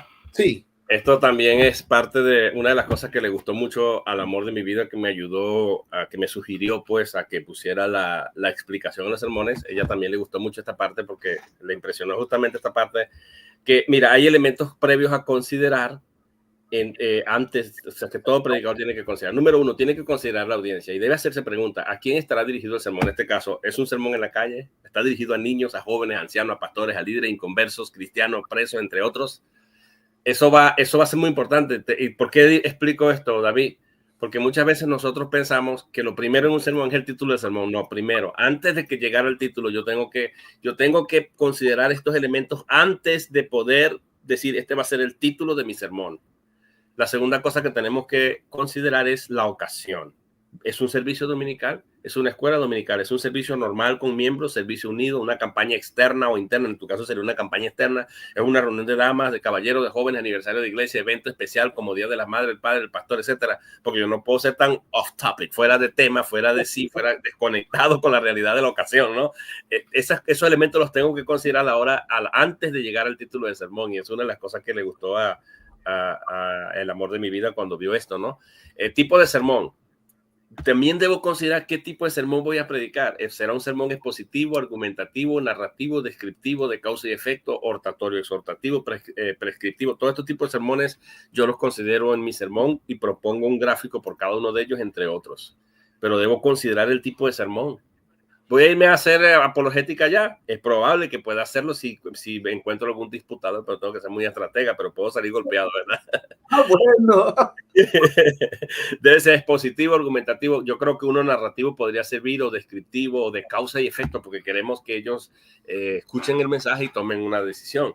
Duración y factores de retención, como ya dije, eso va a influir mucho por cuánto tiempo lo voy a exponer.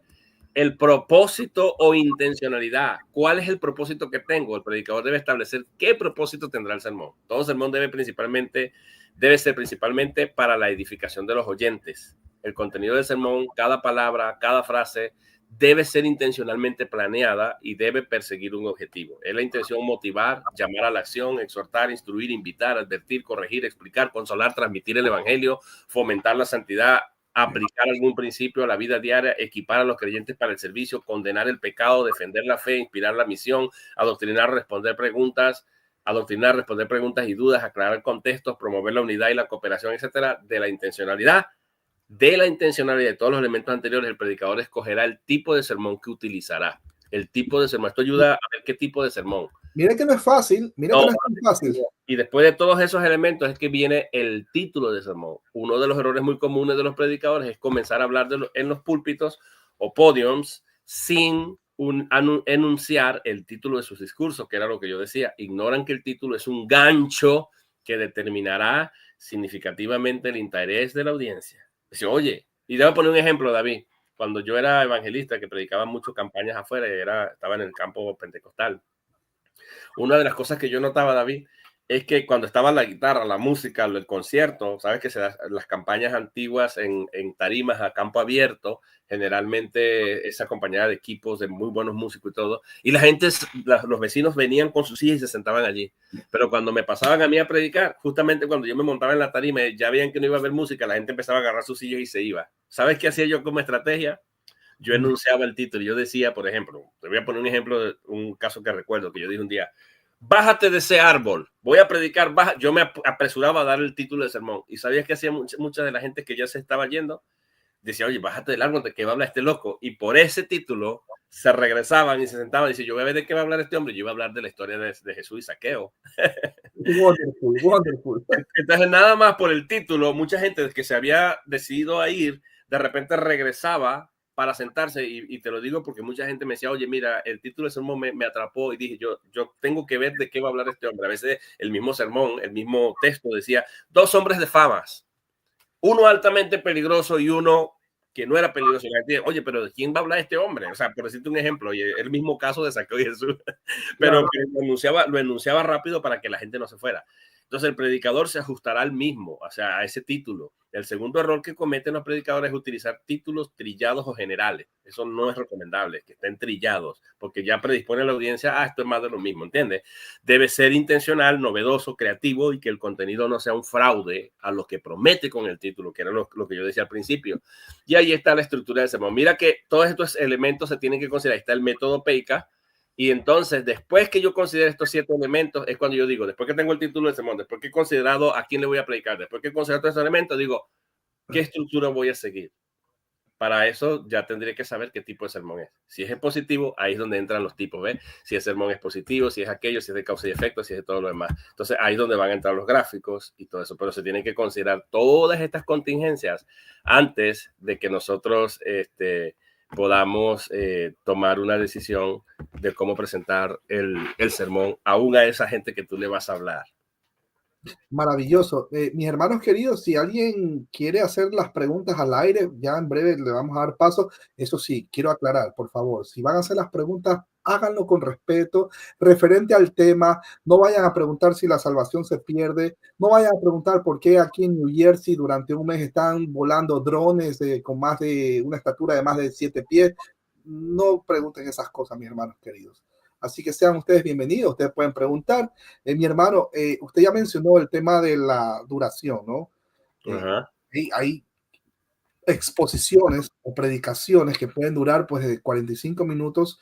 Si alguien se pasa, por ejemplo, vamos a decir que llegó a la hora y media, eso ya es cuando es considerado un tema, por ejemplo, un estudio, y cuando lleva muchos elementos, etcétera, etcétera. Es verdad, he escuchado que muchos de las personas que están escuchando, por ejemplo, en un seminario, ellos se pueden cansar, incluso va a tener una dificultad para aprender o para captar todo lo que el expositor quiso hacer. Cuéntenos, mi hermano querido, ¿en un estudio la cosa es distinta o podemos aplicar el mismo principio? Dependiendo de la audiencia también. Sí, es que el principio va a ser siempre el mismo, porque yo tengo que primero tengo que hacer las consideraciones previas que te acabo de mencionar. ¿Cuál es la ocasión? ¿Cuál es el lugar? El setting, ¿dónde va a ser? ¿Dónde se va a dar a cabo? ¿A qué se refiere? O sea, ¿por qué se está dando? ¿Por qué tengo que ir a predicar allí? Obviamente que hay formatos distintos, porque si es un estudio depende. Por ejemplo, yo predicaba mucho en la radio en mi país. Teníamos un programa que se llama Despejando tus dudas espirituales.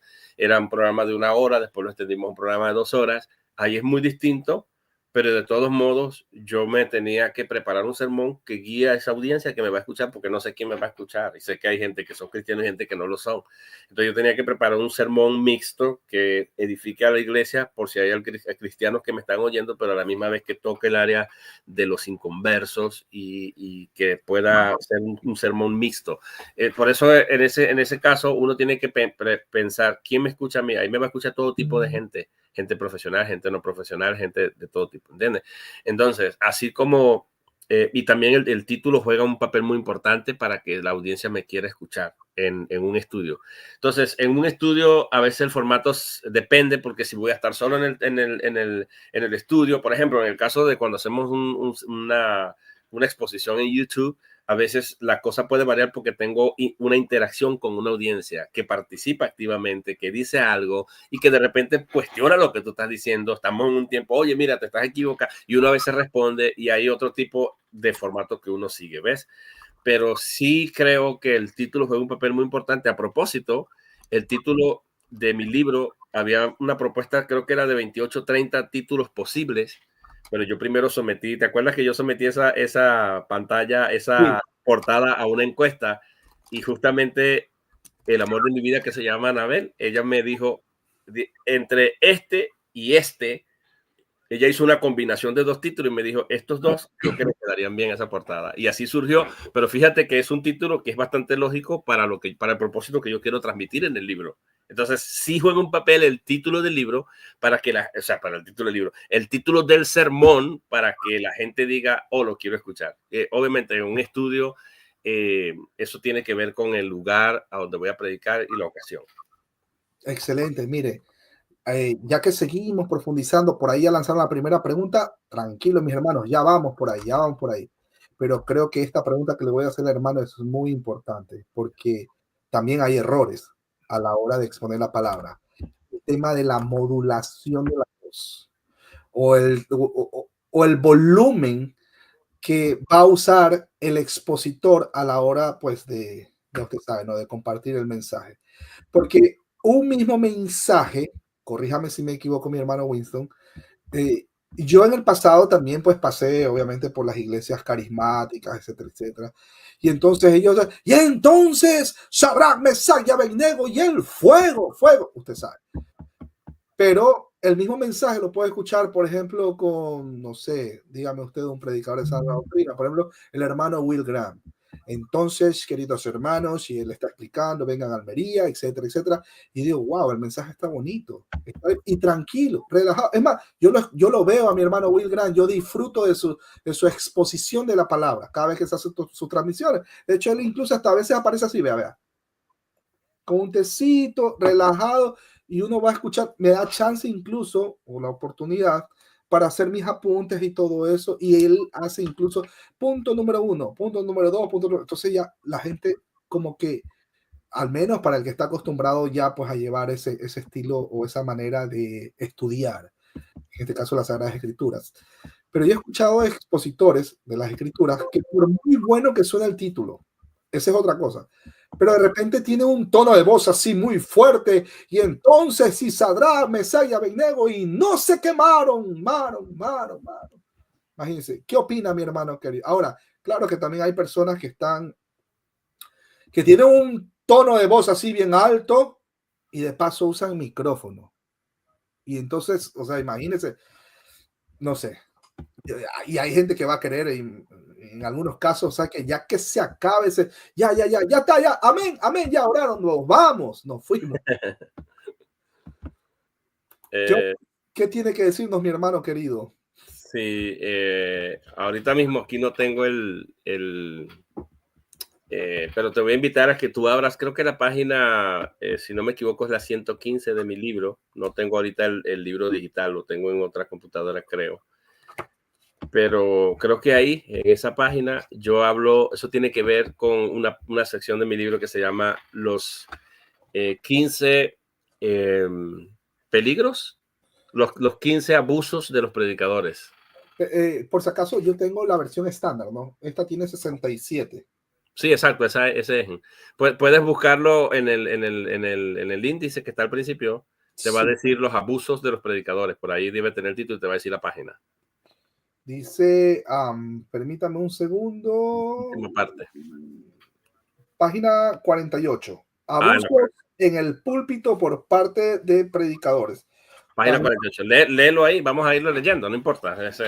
Hey, compren el libro, ¿ok? Este es simplemente un... Apóyenme.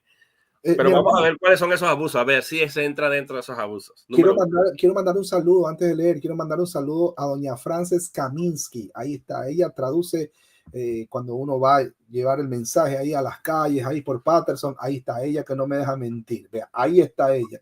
Ella es la que lleva ahí la traducción y gracias a ella, quizás por lo que es mujer, pues no nos tiran piedras, pero bueno, ahí se comparte el mensaje. Ya lo conseguí también aquí por si acaso, ¿viste? Por si de repente... Le damos paso mejor entonces para acá, no se preocupe. A ver, vamos a ver.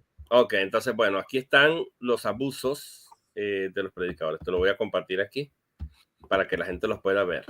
Eso está en mi libro también en la página 40 y algo, me dijiste. Por eso cuando me diste la página lo pude ubicar rápidamente. Ahí está. Entonces, mira, número 1, abusan del tiempo excediéndose en la exposición y respetando el tiempo de los que están presentes. Ese es uno de los... ¿Has visto ese abuso? O bueno, sí. Esa es la gente que se extiende mucho. Ya voy a terminar, te dicen que ya voy a terminar y nunca termina. El segundo abuso es que abusan de la asignación. Se les invita a predicar y dan un testimonio, tocan un instrumento, cantan, dan un testimonio personal, etc. Ese es un abuso en la asignación. Si te invitaron a predicar, pues predica. No te pongas a cantar, no te pongas a orar, no te pongas... Bueno, ora, por supuesto que sí. No te pongas... Y si vas a cantar, bueno, déjalo para el final. Esta no es la versión actualizada. Yo creo que en tu libro está más... Ya está actualizada, porque de aquí incluso creo que esta era cuando lo estaba empezando a escribir. Abusan de la autoridad. A veces manipulan con que ellos son la voz cantante de Dios, los ungidos, y hasta se da el caso que se ponen a profetizar sin que sea realmente Dios hablando y valiéndose de su investidura, imponen cargas a los demás, mandándonos ayunar, o hasta le buscan parejas a los solteros, sin que esté en las consideraciones de esos hermanos a los que se les profetiza. A veces se usa púlpito para lanzar indirectas, criticar a alguien, manipular, meter miedo, etcétera. Hay que tener mucho cuidado, por eso debemos seguir el consejo paulino de examinarlo todo y retener solo lo bueno.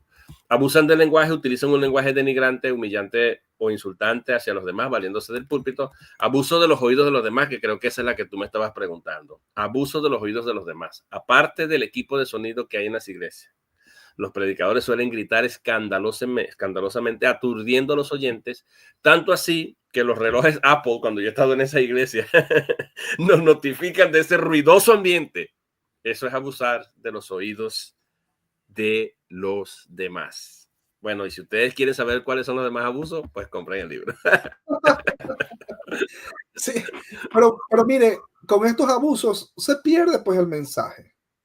Se pierde el mensaje y ni para qué uno se va a quedar sentado ahí esperando a que llegue a la conclusión del tema que se está exponiendo. Entonces se pierde toda esa riqueza del texto bíblico. Claro. Imagínate. Y a Pero veces hasta se confunde lo que es una exhortación, la confunden con una insultación. por eso el tema, el libro es del atropello a la iluminación. El propósito del predicador es conducir la predicación. No es el propósito insultar a nadie en la predicación. El propósito es exhortar. Y por eso yo decidí escribir un tipo de sermón que se llama así, sermón exhortativo u hortatorio, porque esa es la manera técnica, es hortatorio. ¿En qué consiste? Y explico qué es exhortar, que no es lo mismo que insultar, señores. y eso es aplicable no solamente en el campo, o sea, allá afuera, en las calles, sino también en las redes sociales. Hay muy buenos pastores que predican la palabra de Dios. Por ejemplo, mi hermano, yo nunca lo he escuchado a mi hermano, amigo y pastor Sugel Michelin insultando por las redes sociales. Bueno, y aparte que... Claro, claro, David, pero es que es lo que te digo. Cuando uno hace apologética es muy distinto, porque en la apologética prevalece mucho la ironía, el sarcasmo, a veces hasta la burla y todo eso. Eso es parte de la apologética, siempre ha sido así en la historia, Sí, aunque no debería ser por causa de la gente que nos escucha, pero lamentablemente hacia allá nos llevan muchas veces nuestros contrincantes y uno hace mofa de esto y ridiculiza el argumento, reduce el absurdo. Son estrategias discursivas para uno poder presentar y llamar la atención a la audiencia de lo que se está diciendo, y eso siempre ha sido así en la disputa, en lo que es el debate. Pero si es un predicador expositivo como Michelin, como el doctor Miguel Núñez, o incluso, aunque a muchos no les va a gustar, un experto en un sermón narrativo, aunque no estoy de acuerdo con su teología y no estoy aprobándolo de ninguna manera. Por ejemplo, Dante Hebel, tú escuchas a Dante Hebel y a ti te atrapa Dante Hebel. Es un experto, no es un experto, pero por lo menos él desarrolló el método de presentar un sermón narrativo de manera que te atrapa, con todos los elementos que mencioné aquí. Ese es un buen modelo en ese sentido. No quiere decir que apruebe su teología ni su... Ojo, aclaro eso, pero yo sé valorar lo que cada persona tiene, por si acaso, ¿no? Para que no vaya a decir, oh, Víctor recomendó antes, estoy hablando del sermón narrativo. Incluso hay un pastor en Colombia, tampoco quiere decir, no he evaluado su teología, pero ese le llama, no sé si has escuchado de él, se llama, y lo pueden buscar, el pastor de la risa. Ese hombre se dedica solamente a explicar o a predicar sermones expositivos, pero él mismo lo hace de manera que él mismo dramatiza los personajes que va diciendo. Y David dijo, y dijo, y él va haciendo toda esa cosa. Esos son elementos que le aportan muchísimo por la personalidad del pastor al sermón, que efectivamente te dejan atrapado y tú te quieres, incluso el hombre se ha hecho famoso en los programas de televisión, hasta lo han invitado porque comunica un mensaje, es un showman, pero hablando, dramatiza Goliat, dramatiza el perro, dramatiza hasta el ruido, el sonido, la onomatopeya. O sea, el hombre hace de todo. Eso es perfeccionar un método, un estilo, una forma que va con tu personalidad, pero le llega a todos. Maravilloso, sí. Ahora, ya que usted menciona, es verdad, ¿no? Uno hace en algún momento una ironía, eso cuando estamos hablando del tema de la apologética, o sea, defensa de la fe. Yo en lo personal, yo no lo he escuchado, por ejemplo, a ti, mi hermano, nunca he escuchado que tú insultas o que ya te metes con la vida íntima o personal de la gente a fin de caricaturizarlo o insultarlo, destrozarlo o despedazarlo. No, no, no. Sí, obviamente el tema de la apologética pues va arrancando por ahí el tema de la ironía jocosa en ciertos puntos, pero siempre como que se mantiene, yo he visto que se mantiene el respeto, ¿no?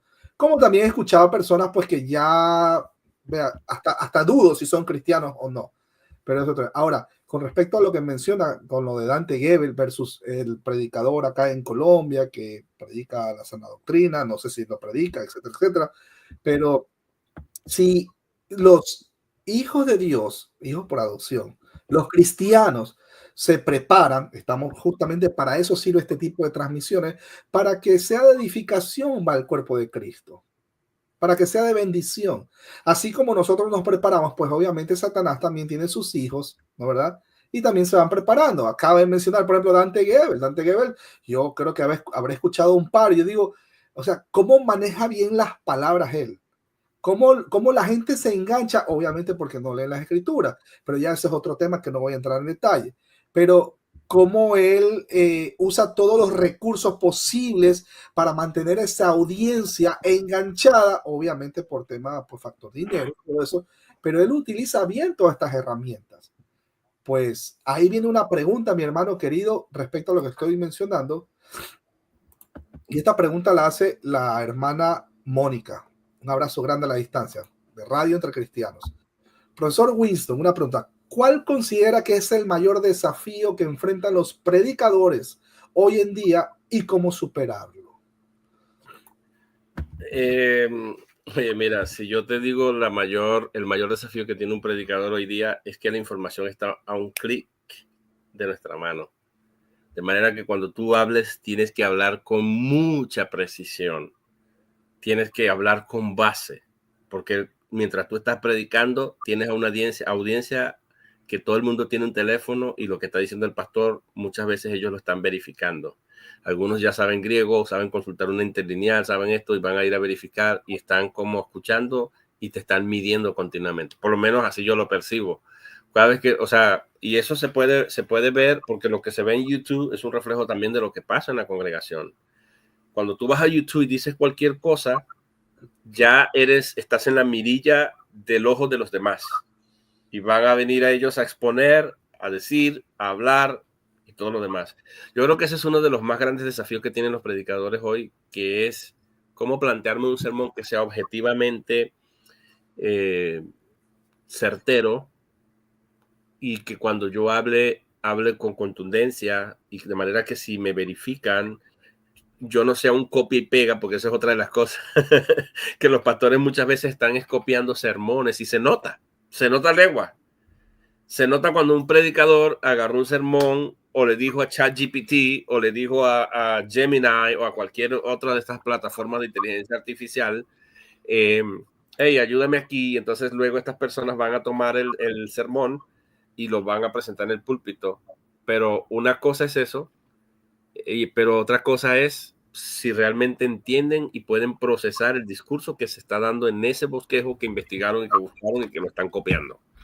Entonces yo creo que eso es una de las cosas, por eso creo que ese es uno de los más grandes desafíos que tiene un predicador, que todo es cuestionable hoy día debido al auge de la apologética y de que la información está disponible a un clic de nuestra mano. Maravilloso. Mi hermano, el tiempo lamentablemente se nos ha ido, pero como el agua. Si alguien tiene alguna u otra pregunta si no la tiene, pues nos podemos, alguien preguntó el título del libro. El título del libro es El arte de conducir la palabra de Dios. Lo pueden conseguir en Amazon. Yo lo estoy leyendo y está muy bueno. Tiene muchos gráficos, hay muchos ejemplos. Ahí explica los errores que uno comete a la hora de exponer la palabra. Enseña también todos los elementos que conforman pues una homilía o a la hora de hacer homilética, etcétera, etcétera, etcétera. Pero bueno, aquí viene otra pregunta de un hermano. Dice, ¿es verdad lo que dice? Perdón, no es una pregunta, es una afirmación. ¿Es verdad lo que dice Winston respecto a Goebbels? Es muy buen comunicador. Lo he visto y he escuchado tratar de tontas, etcétera, a las personas y mantenerlas atentas a su mensaje, a pesar de que es ofensivo muchas veces. Sin embargo, bueno, ese es el punto, que el punto es que es un gancho en la manera como presenta su discurso, porque aunque él a veces incluso te está ofendiendo, y aunque te está ofendiendo, la gente se está riendo. Eso significa la capacidad de comunicar un mensaje de tal manera que la gente se va insultada, pero se va contenta y feliz. Lo cual nosotros no queremos, pero bastante gente ignora que la exhortación no es lo mismo que insultación. Claro, ahora hay personas que incluso ya llegan, que eso después profundizamos en otra transmisión, cuando utilizan la psicología. Y comienza es que, ay Dios mío, Dios me está diciendo que ¿dónde están las mujeres de Shabatakwaya? Usted sabe, y comienza y utiliza expone la palabra y hace creer a la audiencia de que lo que está mencionando es bíblico. ¿Qué me tiene que decir al respecto, mi hermano? Y usa la psicología. Sí, es que a veces se confunden. Yo creo que eso le llamo, aquí le llamo yo, por acá lo tengo, se llama el abuso de Dios. Suena raro, ¿verdad? Pero hay gente que abusa de Dios. ¿Cómo abusan de Dios? Hacer creer a los demás que Dios está hablando y en realidad están dando culto a su personalidad, están hablando, no sé si en el libro lo titulé así, pero cuando tú quieres utilizar a Dios, de verdad, o sea, si fuera realmente que Dios está hablando, pero no es Dios que está hablando, y a veces uno se siente tan decepcionado que te profetizan, que te dicen cosas, que te dicen esto y te hacen creer que esa es palabra de Dios. Y a veces están estirando flechas, a veces saben de la vida de uno y lo que hacen es revelar lo que te están diciendo, a veces porque se metieron en Facebook, vieron un perfil o te ven en las redes peleando algo y luego vienen y te dicen cosas al oído. Eso es algo que no creo yo que sea bien, porque eso es un abuso, hacer creer que Dios le está hablando a uno y son ellos que simplemente se lo quieren. Mejor siéntate con uno y dile, mira, hermano, sabes que te da un consejo, no te pongas a hacer esto, no hagas esto ni aquello, porque estuve viendo tu publicación. Sean sinceros, no utilicen, traten de utilizar a Dios, abusar a Dios, en el sentido de utilizarlo, instrumentalizándolo para tratar de impresionar y decir, oh, a veces hay un abuso ahí que se llama el abuso de la personalidad, del culto a la personalidad, que fomentan una exagerada atención en torno a sí mismo, presentándose como la única fuente de la verdad y sabiduría, como los ungidos intocables de Dios, o tratando de impresionar a su público, contando cómo Dios los ha usado en milagros, en señales, en servicio, hablando en lengua, etcétera, etcétera. Hay que tener mucho cuidado, porque la gente hoy no es tonta, David. La gente cuestiona todo. Y hoy, cuando te dicen algo, como una mujer que una vez vino a mí y me dijo, hermano, ¿sabes qué? Dios te declaro, me dijo ella. Tengo una serie completa sobre las declaraciones, los decretamientos, eso es otra cosa, pero me dijo a mí, ella vino, me llamó una vez, estaba yo en Venezuela, hermano, ¿puedo quedarme en tu casa? Y yo le dije, claro que sí. Y yo le dije, es que viene Benny Hinn. En ese entonces Benny Hinn andaba en estas cosas y viene una campaña. Entonces yo le digo, oye, hermana, aunque yo no estoy de acuerdo con Benny Hinn, ¿usted va para la campaña? Y le dije, no, yo soy bautista, yo no voy a esa campaña. Le dije yo, pero está bien, la puedo recibir en mi casa. Y ella vino a mi casa. Y como yo vivía en una casa pequeña en Venezuela, hace mucho tiempo estaba yo recién casado, me dice, oye, hermano, ¿sabes qué? ¿Usted no tiene carro? Yo le digo, no, hermana, apenas estoy empezando, estaba yo joven todavía. Y me dice, oye, hermano, ¿sabe una cosa, hermano? Te decreto que ya tienes un carro ahí. ¿Qué tipo de carro quieres tú? Me dijo, pero Dios no te dijo el tipo de carro. Entonces, en ese entonces, no recuerdo qué, el Aveo, creo que era la que estaba de moda en ese entonces. Yo le dije, yo quiero un Aveo. Bueno, tienes un Aveo de color azul allá. Pero yo quiero un color plateado, el que me gusta a mí. Bueno, lo vamos a poner plateado. Pero luego que ella me declaró eso, yo le hice una pregunta honesta. Hermano, le voy a hacer una pregunta honesta. Ya que usted tiene, porque usted dice, declara un carro y me dice, no, porque hay un poder en la lengua. Y le digo, ya que usted tiene un poder en la lengua, el mismo poder que va a producir el carro para que aparezca ahí al frente de mi casa, podría decirme exactamente cuándo voy a tener yo ese carro. Con el mismo poder que se va a producir el carro, yo quiero que ese mismo poder que sale de su boca me diga para cuándo, que afecte el tiempo y me diga exactamente para cuándo, para yo levantarme una mañana y no estar esperando a cada momento inciertamente de saber cuándo es que va a aparecer ese carro ahí, le digo yo. Entonces la hermana me dice, oye, hermano, ¿sabes qué? Eso yo no lo puedo hacer. Entonces, ¿cómo tengo garantía de que voy a tener un carro? Por eso es que yo no creo en las declaraciones positivas, le dije yo. Pero te estoy poniendo un ejemplo. Yo sé que nos hemos ido ya muy lejos, pero estoy hablando de que este tipo de cosas suceden en la iglesia, declaraciones positivas, a mí me profetizó alguien. Mira, yo era el presidente joven de una iglesia y tocaba en una iglesia detrás de las cortinas.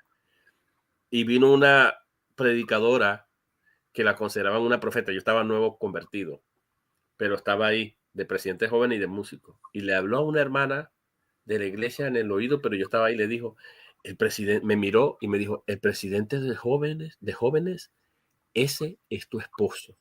Y la iglesia, como la tenía como una gran profeta, pues hizo una reunión extraordinaria después de la campaña para presentarnos en la iglesia, primero con la directiva de que teníamos que formalizar nuestra relación, porque una profeta había dicho que yo tenía que tomar a esta niña, a esta muchacha, que era una muchacha, como novia, pero muchachos, a mí no me gustaba, ni físicamente, ni en su personalidad. Y mira, hermano, yo me quedé así como que, Dios mío, pero primero, yo no ando buscando novia. Segundo, esa mujer, por más que la mire, por muy linda que aparente para los demás, a mí no me parece linda, a mí no me gusta. Yo cómo me voy a casar, ¿cómo conviviría yo con esta persona? Hermano, yo estaba atormentado. Yo creo que pasaron unos 2 o 3 meses, y cuando terminaba el culto, a veces la hermana me agarraba la mano y yo lo que quería era como que terminara, que terminara el recorrido rápido, porque yo no quería estar con ella. Hasta que ya atormentado y aturdido, no tenía yo mucho conocimiento, fui a hablar con un pastor que conocía por allá, que me dijo, él es bautista. Me metí en esa iglesia y le dije, oye, mire, usted es pastor aquí. Me dice, oye, mira, me pasó esto y estoy pasando por esto. Y él me dijo, ¿y Dios te lo dijo a ti directamente? Porque tú eres el que te vas a casar, tú eres el que vas a tener toda la vida con esta mujer, porque Dios es el que tiene que tener. Si Dios va a decir algo, te lo tiene que decir directamente a ti, porque tú eres la persona que va a asumir este tremendo compromiso. ¿Cómo te vas a casar con alguien? Si tú, ¿qué comida no te gusta a ti? Yo le dije, a mí no me gusta comer marrano, aunque yo no soy de aquellos que come marrano, que no como, porque como cuando como me sabe maluco, como dijo por allá alguien. Pero él me dijo eso. Yo le dije, no, yo no como marrano. Entonces él me dijo, entonces, si no te comes marrano, tú no comes marrano, ¿cómo te vas a comer algo que no te gusta? Claro. Y esas palabras me ayudaron a mí. Y yo de ahí dice, no, yo no, hasta me tuve que ir de la iglesia porque decía, no, estás en desobediencia. Será por eso que me ha pasado lo que me ha pasado, porque no me casé con esa hermanita. Pero mire, esas son consecuencias del abuso de el hecho de utilizar el nombre de Dios en vano. De hecho, Instrumentalizar a Dios con fines manipuladores desde el púlpito. qué terrible, qué terrible. Bueno, mi hermano querido, el tiempo se ha acabado, pero previo a finalizar e irnos a la oración final, aparte de recomendar el libro de mi hermano, yo lo recomiendo porque yo lo estoy leyendo, está buenísimo. No lo he terminado de leer, eso sí, debo reconocerlo. Porque es un libro de consulta, además, que no es un libro que es para que tú lo leas y tengas información como algún otro libro. Es un libro que de repente tú vas a preparar un sermón, entonces te hagas todas las consideraciones previas y digas, bueno, yo creo que el tipo de sermón será este. Entonces vas a los bosquejos y entonces haces tu lluvia de ideas en ese bosquejo y entonces preparas tu sermón. Es un libro como una herramienta didáctica para que tengas un sermón estructurado, más que un libro de lectura. De hecho, quiero ver si consigo otro para ver si le hago llegar a mi hermano, amigo y pastor Ismael Cortés, que seguro está viendo la transmisión, que yo lo quiero muchísimo, porque yo no voy todavía ni la mitad del libro y está buenísimo, buenísimo, pero bueno. Aparte de recomendar el libro a mi hermano querido, ¿tienes alguna recomendación para los predicadores de hoy que que están empezando? Sí, yo pienso que hoy día el predicador tiene que estar preparado en múltiples cosas. No puedes conformarte a esta simpleza o simplística idea que muchos predicadores me han dicho a mí, que le llaman el BOA. De eso hablo en mi libro. BOA es como decir la B, Biblia, la O, oración, y la A, ayuna. Biblia, oración y ayuno. Eso es lo que muchos me dicen, BOA. Cuando yo les digo, no, hay que prepararse. Ellos me dicen, no, hermano, que preparación ni nada. Yo me conformo con BOA. Biblia, oración y ayuno. Y Dios va a hablar y la palabra. Eso es irresponsabilidad. Es cierto que la predicación es dependiente de Dios. No se trata de predicar cualquier libro, una revista, de un periódico. Se trata de predicar y hablar de la palabra de Dios. Debemos depender exclusivamente del Espíritu Santo. Debemos orar antes de preparar nuestro sermón. Todo eso es importante. Si quieren ayunar, háganlo. No importa. Yo no tengo problema con eso. Es preciosísimo. Ok, listo. Pero tienes que asumir tu responsabilidad. Porque una de las cosas que enfatizo mucho en mi libro, y así termino, es justamente lo que el apóstol Pablo aconsejó. Y voy a leer esta última parte. Voy a leer dos cosas, ¿no? Dos cosas. Número uno, el abuso de la ignorancia. Hay gente que abusa de la misma ignorancia. Eso lo digo yo en mi libro. Y con eso, David, lo que quiero decir es esto, y te lo voy a leer y luego voy a dar mi recomendación final. Cuando yo digo que abusen de su propia ignorancia, estoy diciendo que es triste. Es el abuso número 10, es triste decirlo, pero hay mucha gente en los púlpitos predicando sandeces, divagando en sus mensajes, sin ser capaces de orientar, de guiar, de comunicar un mensaje claro. Se van por todos lados con diversos temas de los cuales ni ellos mismos entienden. Yo creo que si uno detuviera a uno de estos predicadores en medio de su mensaje y le hiciéramos una sola pregunta de algún término bíblico o teológico, pues ese predicador no podría responder. Eso no niega de repente que no tenga el don de pastores o de predicadores, pero el abuso está en no querer prepararse. Y peor aún, si atribuyen su mala teología y su predicación a que el Espíritu Santo se las dio. predicar es dependiente del Espíritu de Dios, pero es también una responsabilidad muy grande. Y quienes hacemos uso de los púlpitos debemos ser buenos obreros, preparados para toda buena obra, que tracemos bien la palabra, entrenados en todo, humildes y sumisos, con un espíritu enseñable y abierto a crecer y aprender de los demás. Por eso, mi recomendación es la siguiente, David. ¿Te avergüenzas cuando predicas? Porque implica, cuando yo hablo del atropello, a veces el predicador piensa, a veces la gente piensa que el atropello lo estamos cometiendo contra los demás. A veces nos estamos atropellando nosotros mismos como predicadores, porque terminamos confundidos, terminamos frustrados, porque no tenemos la aprobación de la gente muchas veces, porque no nos están diciendo. Entonces yo digo así en mi libro, concluye: luego de haber presentado ante ustedes todas mis ideas de cómo predicar de forma expositiva a través de diferentes tipos de sermones a los que los he expuesto en este pequeño libro, los animo a que recuerden la exhortación paulina en 2 Timoteo 4:2, que dice: te encarezco delante de Dios y del Señor Jesucristo, que juzga a los vivos y a los muertos, en su manifestación en su reino, que prediques la palabra, que instes a tiempo y fuera de tiempo, redarguye, reprende, exhorta con toda paciencia y doctrina. También debo recordarte lo que implica la portada de mi libro, de la que hablé al principio. Vaya y véalo. Entonces, mis palabras finales serán para ti, David, y para todos nuestros hermanos que me han escuchado, que este libro que hemos hecho y que todo predicador, pero que sobre todo este libro que estamos promocionando aquí, sea un faro que ilumine tu camino y te inspire a ser un predicador más eficaz. Y gracias de nuevo por confiar en mí. Y recuerda que el llamado es a que tracemos bien la palabra. Y la idea de trazar es como cuando te agarras un bisturí y trazas una línea tan perfecta y exactamente y precisamente tan recta que no tiene defectos. Eso es lo que Dios pide de ti, que dependas de Dios, pero que a la misma vez seas responsable. Amén. Maravilloso resumen, mi hermano querido. It is a wonderful summarize. Si me parece, vamos a despedirnos en oración, no sin antes mandar un saludo a nuestro hermano Mario Torres, allá en Templo de la Gracia, en Chile. También para los hermanos de Radio Entre Cristianos y para todos los que van a ver esta transmisión por diferido. Así que, mis hermanos queridos, también para nuestra hermana Mónica Cárdenas, ahí de la Asociación de Cristianos Calvinistas, de las damas de la Asociación de Cristianos Calvinistas. Bueno, ahí donde ustedes están, mis hermanos queridos. Gracias, mi hermano Winston. Vamos a orar. Bendito y amado Padre, gracias te damos por este espacio, gracias te damos por esta linda exposición. Qué banquete que nos has dado, Padre Santo. Ahora ayúdanos a digerirlo, que así como solo tu Santo Espíritu permite que suceda, que no solamente quede en nuestra mente, en nuestro corazón, sino también que podamos nosotros compartirlo con los demás hermanos y emplearlo y aplicarlo a nuestras vidas, para que en todo lo que hagamos la gloria de Cristo Jesús sea evidenciada. Te suplicamos en su nombre. Amén, amén y amén. Mi hermano Winston, muchas gracias. Un abrazo para todos los que están viendo la transmisión. Nos vemos en una próxima transmisión y aquí nos vamos de descanso. Bueno, mañana el estudio de Primera de Timoteo para los hermanos que están viendo la transmisión. Y ahí nos vamos de descanso porque yo también tengo que celebrar la Navidad, mi hermano querido. Tengo que poner el arbolito, etcétera, etcétera, etcétera. Así que nos vemos en enero. Nos vemos con el doctor Rufat, si el Señor lo permite. Así que bendiciones. Gracias, mi hermano, por venir. Un abrazo.